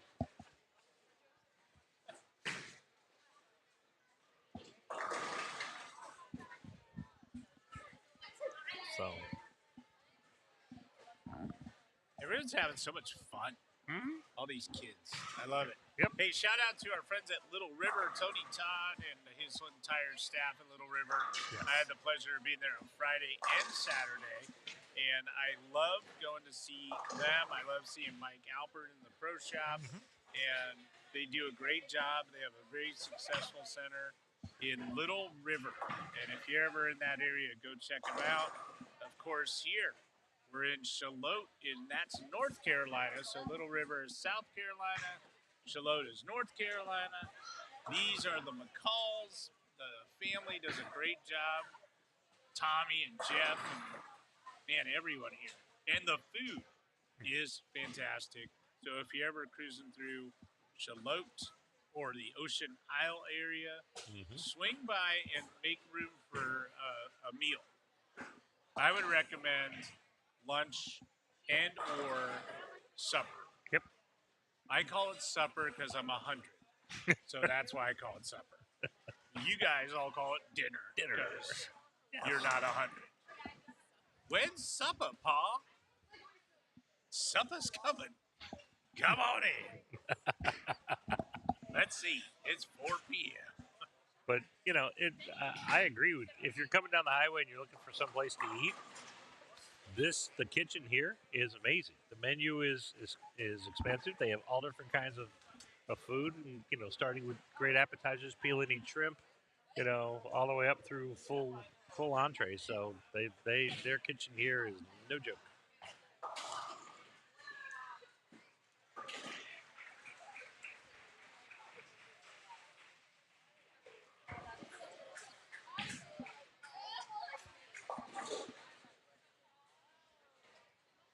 Now the other thing is there's a lot of networking going on with the bowlers. A lot of them conversations. Are you bowling this event? Are you going to bowl that event? You know, are you going to the USA Bowling event in December? Are you going to? When's the next time I'm going to see you? Are you going to SYC Baton Rouge coming up in November? A lot of networking going on with the bowlers, and I think that's one of the best parts of SYC is, you know, they're making lifelong friends from all over the country. Really a neat thing. Nice shot.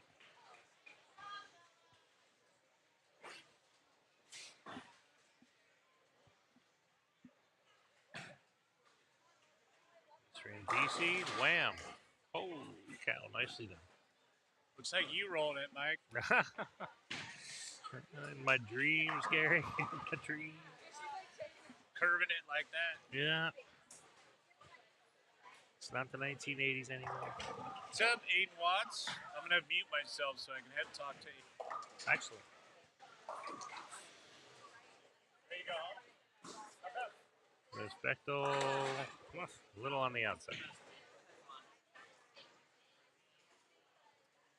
Well, Let's see the shot on lane 31 here. She's got a really nice physical game. Light hit, not quite. And frame.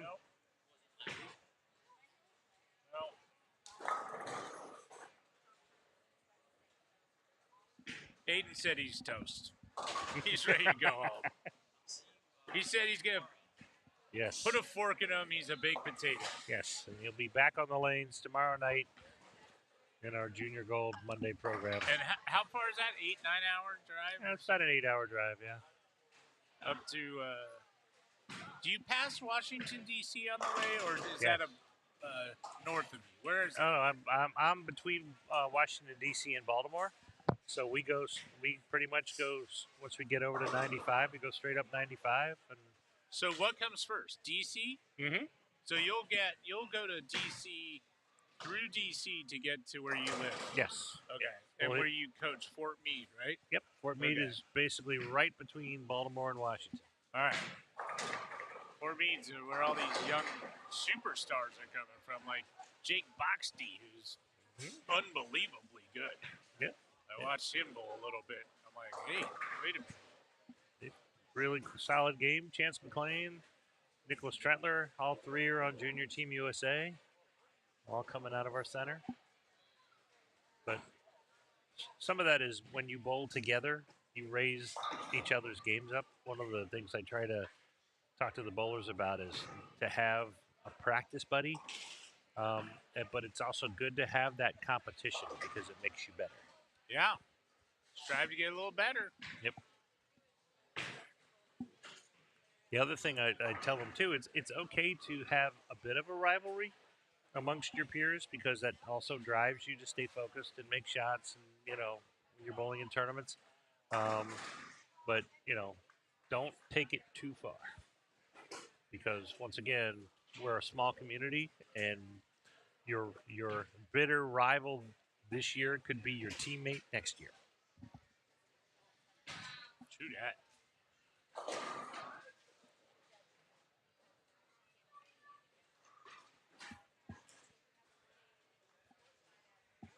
Okay, so we are in the 9th frame. This will be our final group. Nice shot from back. Great spare shot. What'd you say? This is the final. This will be the final pair that's going to be done today. Maybe they're speeding up though. They might catch the others. 5 and 6 may be last, but Anna's not gonna take any extra time. Yeah. Look at that. Great Bam. shot. Amazing shot. Double. Yeah, she had put a 9 spare in the middle of another double. That could have been a 5-bagger, but another great shot.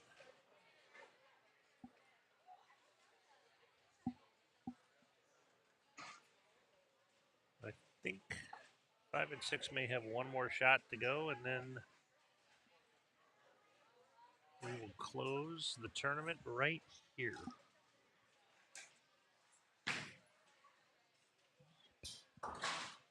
Well done. Nice little spare.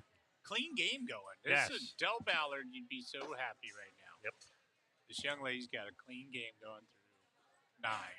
Of course, we've jinxed her now, so who knows what's going to happen in the 10th frame. But you'd be happy because she made her spares. Yes, that is the important part. And that's what every good coach says. Make your spares, kids. Make your spares. And I'm like, they're trying, but they're kids. Look at that. That's true. Ridiculously good shot. Very good shot. And there are certain pin setters that will allow you to practice just shooting spares, which is also a nice thing. And then with my junior program, a couple of years ago, Storm provided a spare shooting drill sheet for actually any bowler. I've given it to some adults. They look at me funny, and I'm like, you have no idea how high your average can go if you just did a little bit of this. And we have our kids do spare drills as well.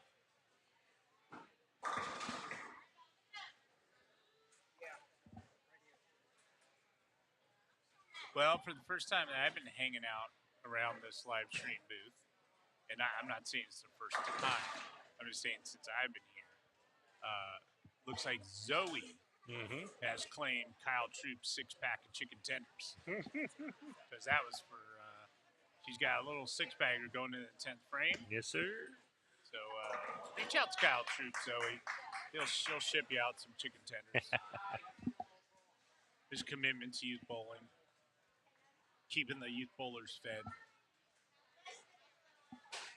Isabella with a very nice 2-11 game. Why is famous Nana? She's the only person left in the stream, and she's chatting, and she's saying she's confused. Who's who? Like, congrats to famous Nana. Listen, stop being confused. Get on a plane, fly down here. We'll have dinner tonight. Come on down. Famous Nana. Yeah.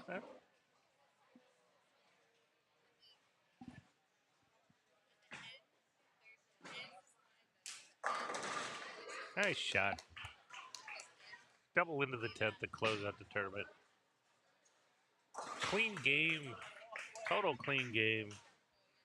It's still going. A clean game. Look at that. Yeah. Dell, you're going to be so proud. She got plus, I don't know, 8, 9, 10. 8, 9, 10 points in game. That's, so triple and clean, and there you go. There you go. Plus 8. Solid game. Very well nice. Oh, come on. Strike there, Miss Bechtel. That was good. Had a chance. Sure, Kyle, I'm sure you're listening, but please don't forget to send Zoe the 6-pack of chicken tenders. Please.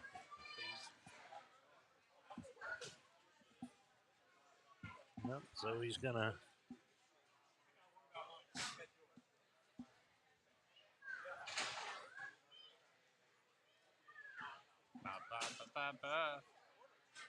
Just moments ago, we had somebody with the front 10 on lane 17. Yeah? What'd they bowl? I do not know. I didn't hear any cheers, so. I did not either. Oh, my. 7-pack of chicken tenders? 7-pack of chicken tenders. Yeah, Anthony, no.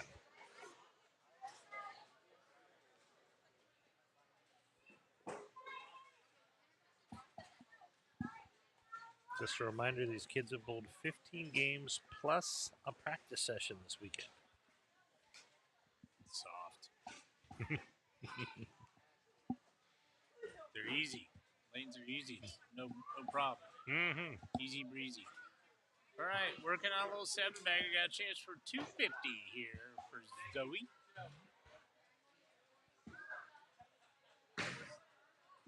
It's close. It's close. Close-ish. Sort of. All right, so what's she going to be? 230s here? Yeah, 230s. A lot of 200 games this last game here. Some is there we go. Yeah, Anthony. Nope, 240. No, I don't know. She can get 241 with the spare. She gonna try for the spare? She is trying Yes, she for the is. spare. She got one. There's 239. But still, we've got 211, 208, 239. Final shot of the tournament. 199. 198. So All right, that's, listen, folks. that's some good scoring. Thanks for tuning in. Thank you for supporting these fine young youth athlete bowlers. We appreciate it. We're going to be ending the broadcast here and go get some awards given out to everyone. Mike, thanks for chilling with us this weekend. Thanks for having us. Enjoy your rest of the weekend. And as always, go Bills. You've been watching the 2024 SYC Coastal Classic. The SYC Coastal Classic would not be possible without the generous donations from our sponsors: Storm Bowling, Cool Wick, PBA Junior, Kegel, Turbo 2-in-1 Grips, 3G Shoes, Ray's Eyewear, Ballard's Bowling Academy, Master Industries, Quality Respite and Home Care, and by T&D Transportation. Special thanks to the official scoring system of the Storm Youth Championships, Bowlmetrics. The preceding was produced exclusively by Storm Bowling. For more information on upcoming events and more, please visit stormbowling.com. Once again, thanks for watching.